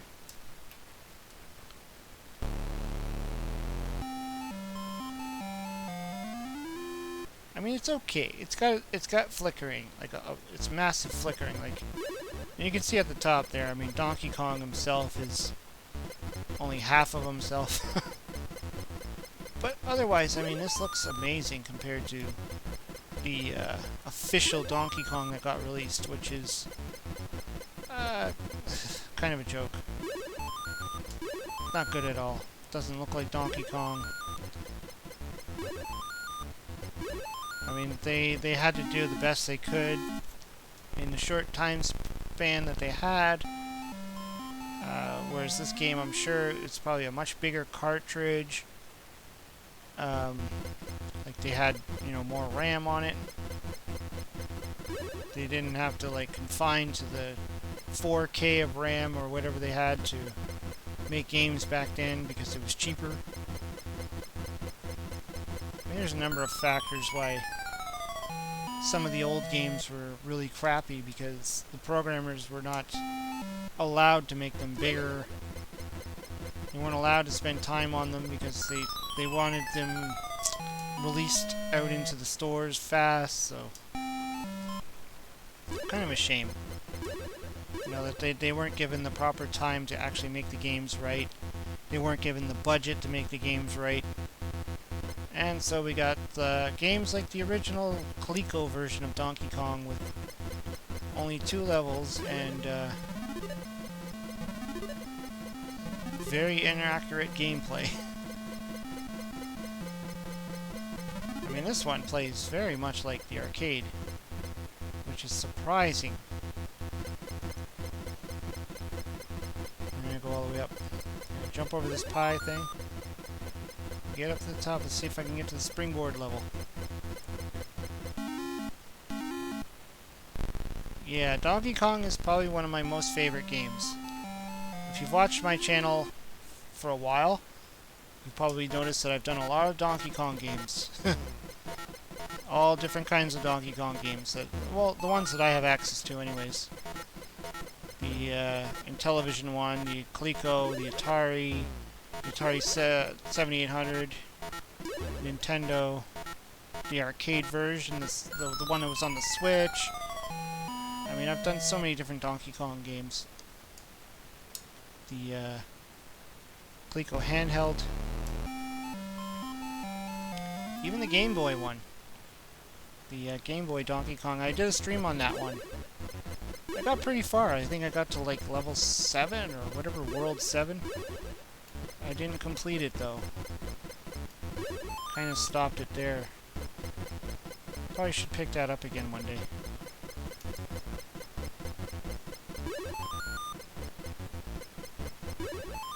But in all fairness, I mean, the Game Boy version, after the first 4 boards, really isn't Donkey Kong anymore. It's more of a puzzle game.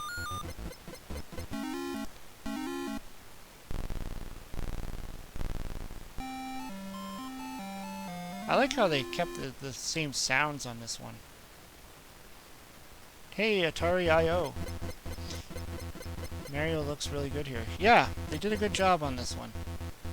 I mean, Donkey Kong himself is kind of like, you could see how they were doing the whole flippy, you know, they were trying to like reverse the graphics so you would get a full picture, but it flickers so much that it's almost, you know, yeah, you kind of, he looks like a folded up piece of paper, but that's okay.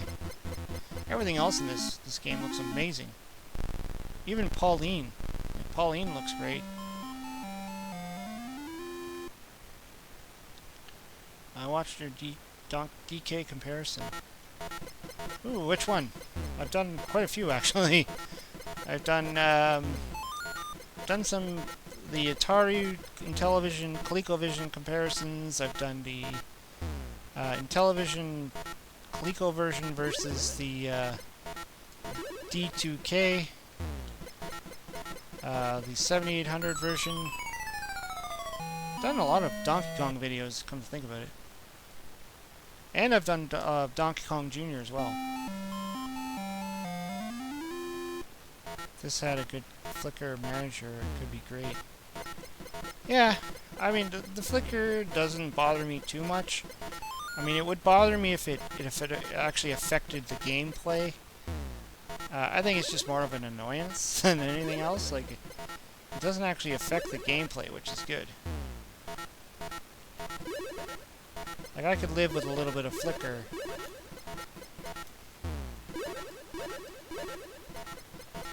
Sound effects are amazing, like.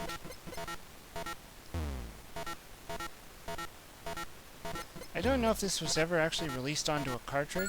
Oh, crap. Like, I'm sure you can download this if you have a flash cart and run it on your Atari. But I don't know if this version was actually ever released. Or if this was just like a homebrew prototype or something. I'm not sure. But it would have made a great game for that.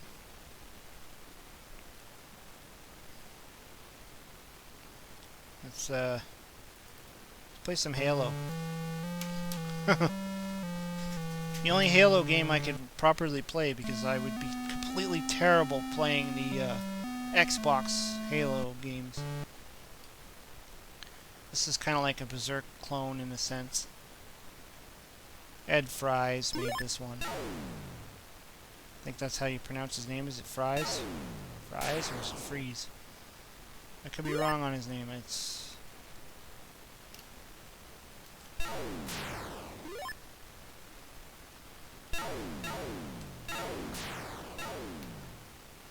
There's the key from Adventure.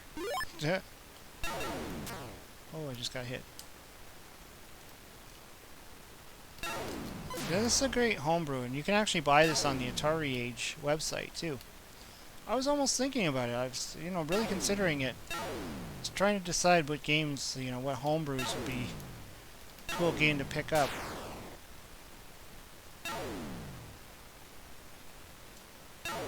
Just being in Canada makes things more expensive, because conversion cost, shipping, and some of them have like border fees, and it's never fun to have to buy these things online when you live in Canada if you're buying from the States. Oh jeez. I think you just have to shoot like one of them and they all die.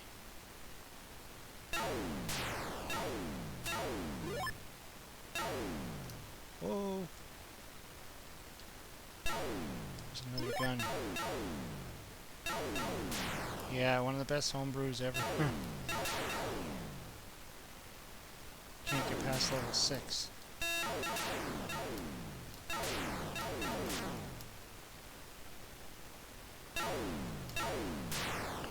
Level 6 on what? This game or Donkey Kong? Not sure if you're still... Ooh. Got myself a shield. Obviously, true Halo fans are going to be like, this isn't Halo. I mean, it's still a cool game for the Atari.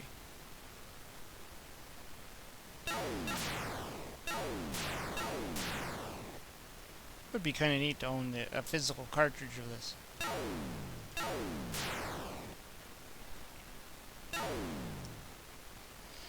Although what was really fun, and if you caught my video on it, was the Mega Man prototype.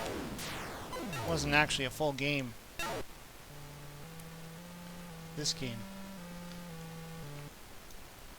I didn't know it was in the levels. I guess I haven't played it enough.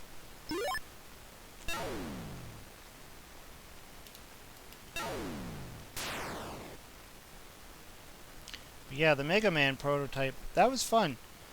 Unfortunately, it's only like the first, literally the first level, or I guess that's what they call it, level. Give me the key.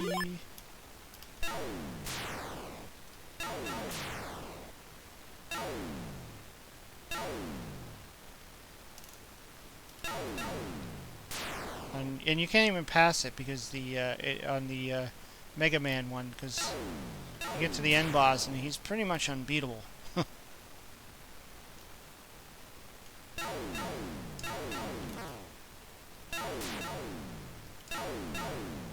See, I like this better than Berserk because I feel like there's actually like a purpose. You actually are doing something. This is not mindless going in and shooting everything in the board and moving to the next board. I actually feel like you have like something going on here.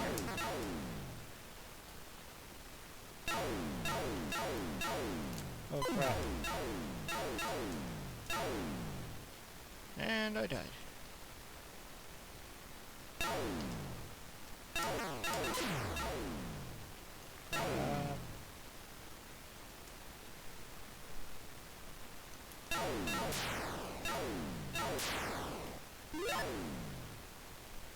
Oh. Camcorder nonsense. This makes me want to play old games now. Well, yeah, I guess, they're old games. To me, I've been playing these games, well, most of these games, non-stop forever, so they don't feel like old games to me, but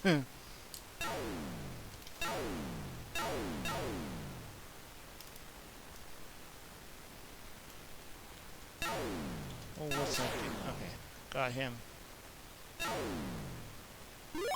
You know, I don't know if I've actually ever played a real Halo game outside of this one.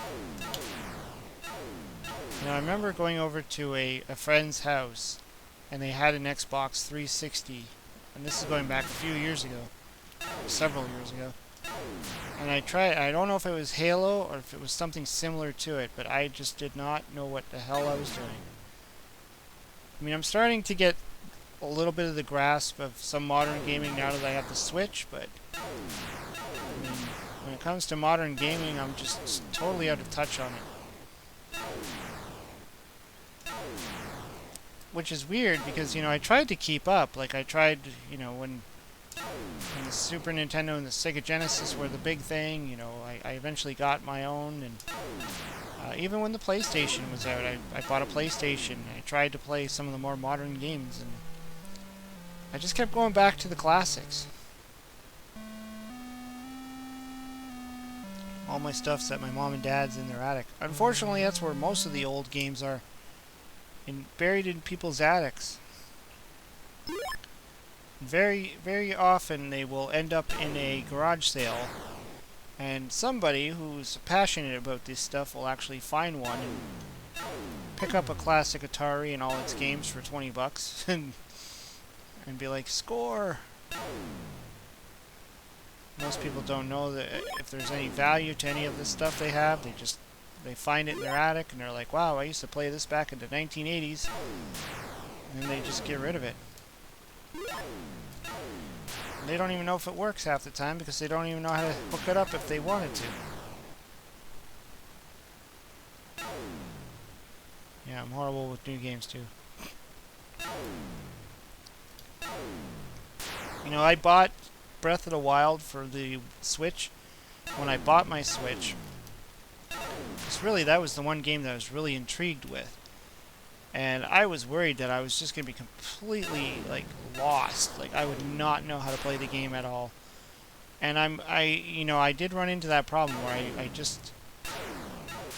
a lot of things were overwhelming to me. The whole camera angles and, you know, learning what all the different buttons do and the analog sticks versus the directional pad and...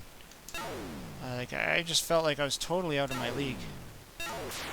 But I've been playing it. I've been doing okay at it. I'm kind of getting somewhere. Doing a lot better than I expected I would.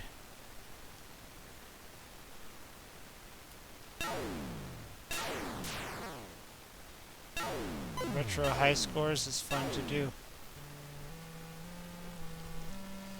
I play all the new games. Yeah, well, that's it. I'm trying to, like, break into some of the newer stuff. You know, I've avoided getting, you know, my last PlayStation was the PlayStation 2. So I bought the PlayStation 1. And I bought the PlayStation 1 around the time when PlayStation 2 was already out. And so, to me, it was already, you know, becoming an old system. Like, so by the time I got into the PlayStation world, PlayStation was already old and they had PlayStation 2 out. And then by the time I bought PlayStation 2, it was like around the time when PlayStation 3 was out, so I'm always behind the times when it comes to modern systems. Even the Nintendo Wii, I didn't pick up my Wii until like 2 years after, just like the Switch.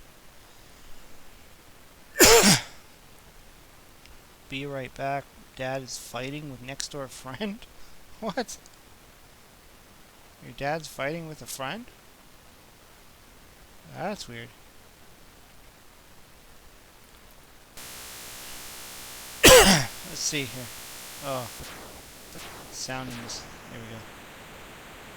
I'm never good at this one. I hate this one. I don't know why I play it. It's just like the Intellivision. Kind of disappointed me when I first got my hands on the Intellivision version and I realized it was the same as the Coleco version. Or, not Coleco, Atari. And nothing like the Coleco. I expected the Intellivision one to be better. Turned out it was just pretty much this. And I was disappointed. It's like, why? This isn't Zaxxon.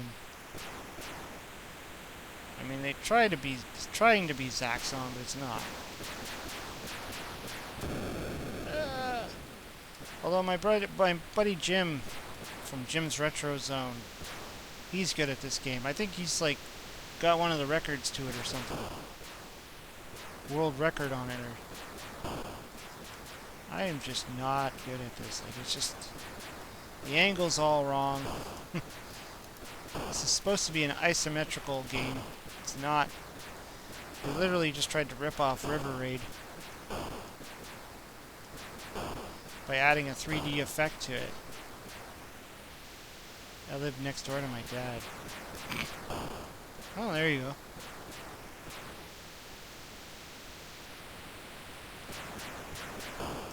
That would explain what the fighting's all about. I guess you can hear it behind the door or something.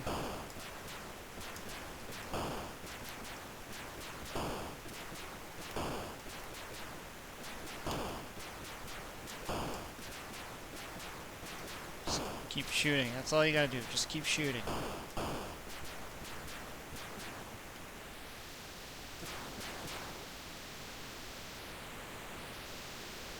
And they give you these little wall spots. Shoot those moldy green hamburgers. That's what they look like. Doesn't that look like a marshmallow? That's a Jolly Rancher's candy.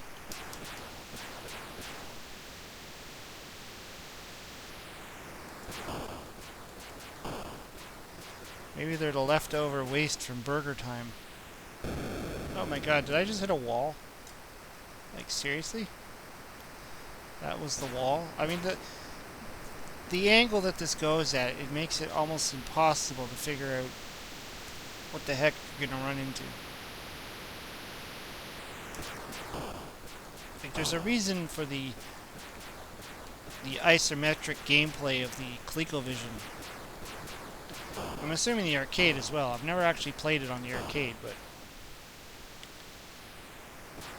I should try and track down a ROM. See if I can actually play it on the arcade.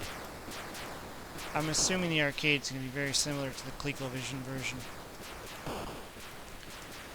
And this was another one of those games where my first real experience of this game was on the Commodore 64, which is a really good really good port of the game.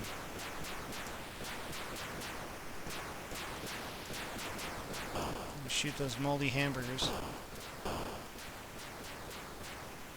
Guess that's a wall. See, that's supposed to be a wall, but it doesn't look like a wall. It's like a bridge. Ah, crud. Whatever that thing was, it looks like it was from Yar's Revenge just killed me. That thing.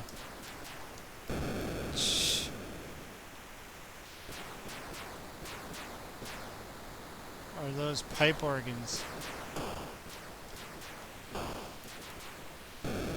Crap!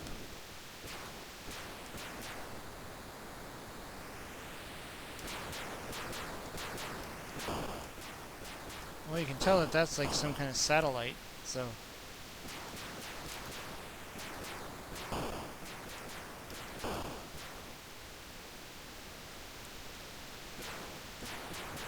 Trying to make it to Zaxxon, but just getting destroyed.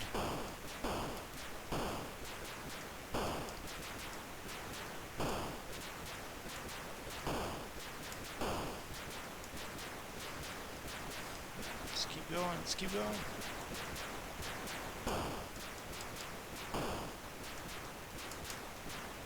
This game would kind of benefit from an auto-fire for sure.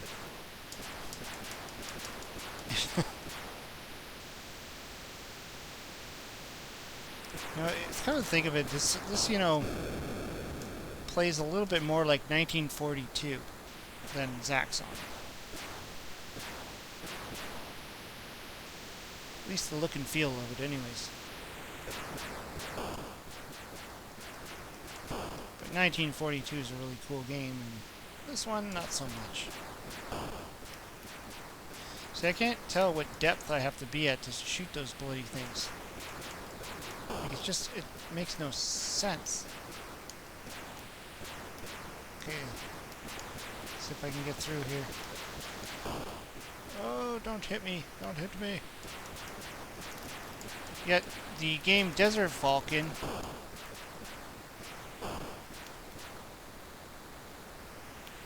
Come to think of it, I think there is a homebrew. What is it called? Space Raid or something. Oh yeah, look at that crappy looking Zaxxon. Looks like a giant ET. I got him. I got him. Yeah, I think it's Space Raid or something.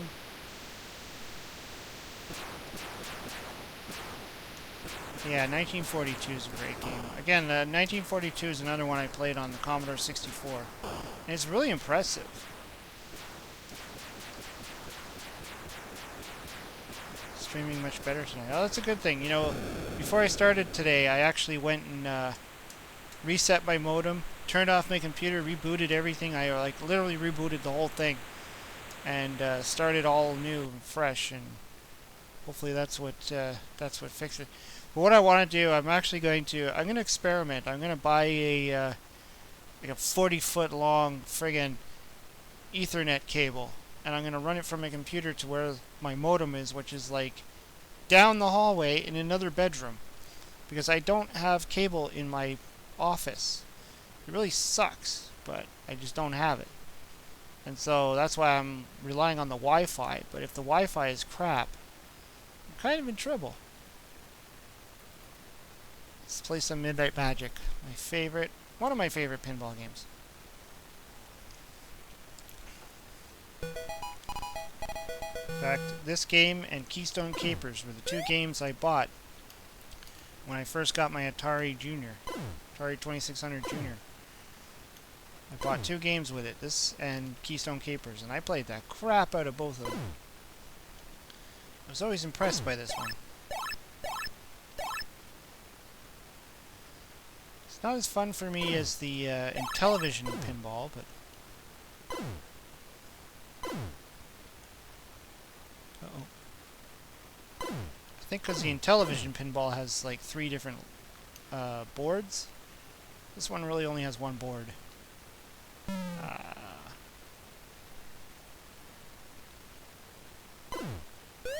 This is fun on the C64. Yeah, I've heard it's on the C64 as well. No! Okay, I'm better at this game when I'm using a proper Atari joystick versus this crappy gamepad. I'm having the same problem as the Atari creep. The Atari creep, he's got himself set up with a laptop where he can play a lot of these games, and he also bought himself a gamepad just to play them. And, you know, as functional as it is, for these older games, I really do prefer the original Atari joystick. I know I'm one of the few, because I know there's a lot of people who actually plug in a Sega Genesis controller into their Atari, but I don't do that. I play with the official Atari joystick. And I think just because I just got so used to it, I just found that to be, you know, more comfortable for me. And games like Hero, for instance, I totally believe that a game like Hero was designed to be played with a classic controller.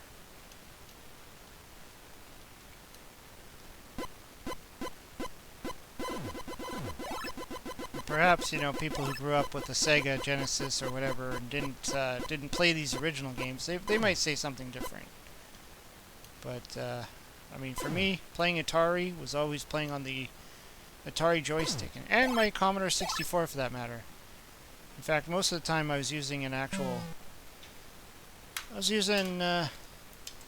this guy, the Atari joystick. This is what I played on my Commodore 64 and my Atari, and I prefer it. But I can't plug that into my PC because it won't obviously plug into anything.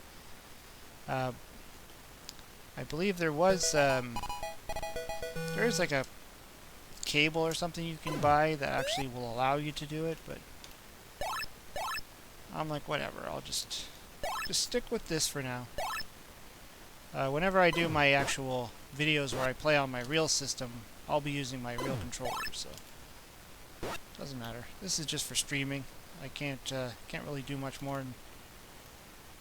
One day, if I get myself a decent maybe capture card or something, and change my setup around where I can use original hardware rather than emulation.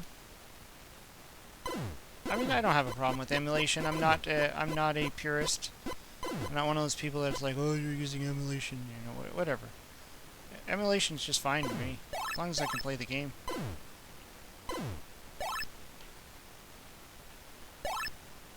It's called the 2600 adapter. You know, I did look into that. You know, I asked Willie from Arcade USA about that on one of his streams, and he said something about it too. And he said, "Oh, look into the." Oh, finally, he said, "Look into the Atari adapter or whatever, and that they sell it at the Atari Age store." And I tried looking for it, but I think I found like a page not found or something, or it wasn't in the store anymore. So like maybe they don't sell it anymore. And I started looking on other websites and stuff, and there was like a few cables and stuff. It's literally just a 9-pin on one end and the oh crap, and the what do you call it? The USB on the other.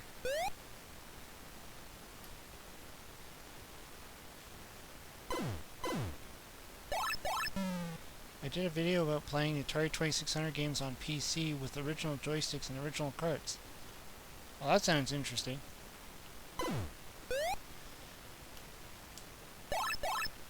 How do you play original carts without using a capture card?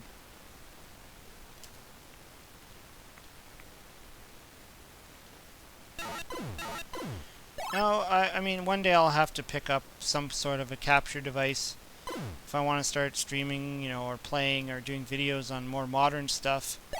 And, you know, just to get better quality out of my videos, because I know I still do an old school. I do a lot of old school videos where I literally point the camera at the TV.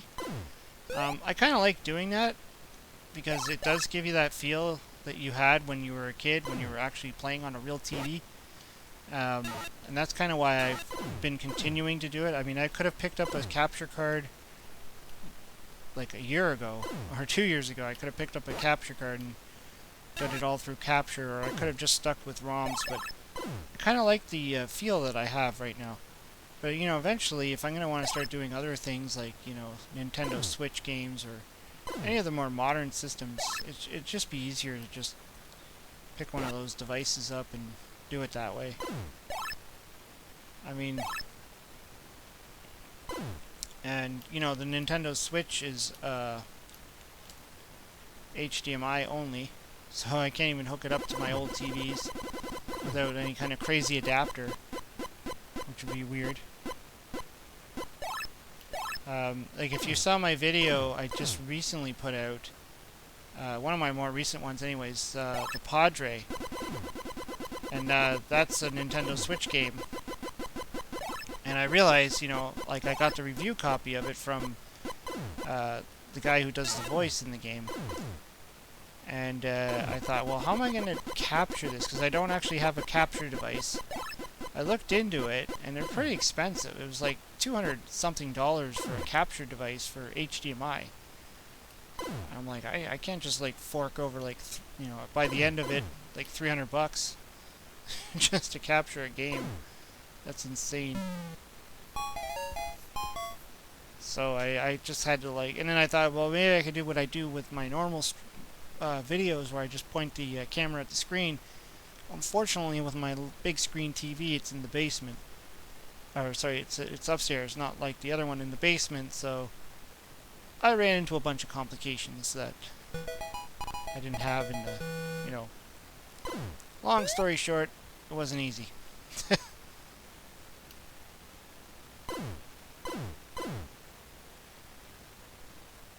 Gauntlet Homebrew is yeah, I think I have that one. It's pretty much just Dark Chambers, isn't it? Or similar to Dark Chambers? Could be wrong. I'm pretty sure I have that one though.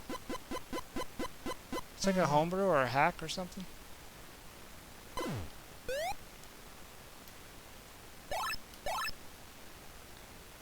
I have Dark Chambers for the 2600. I have the cartridge for it, and I've been holding out on that one. I want to do an actual video on it. Eventually. It's in a backlog of other things I want to do, so. But yeah, I picked up the cartridge a while ago, and I want to do that, because I found that that's pretty cool game for the Atari 2600. Dark Chambers. Plus I also have the, what's it, Swords and Serpents for the Intellivision, which is also similar. But I just, you know, I've been holding out on that one. I've got a whole bunch of other ideas that I want to get to first. But it'll be down the line.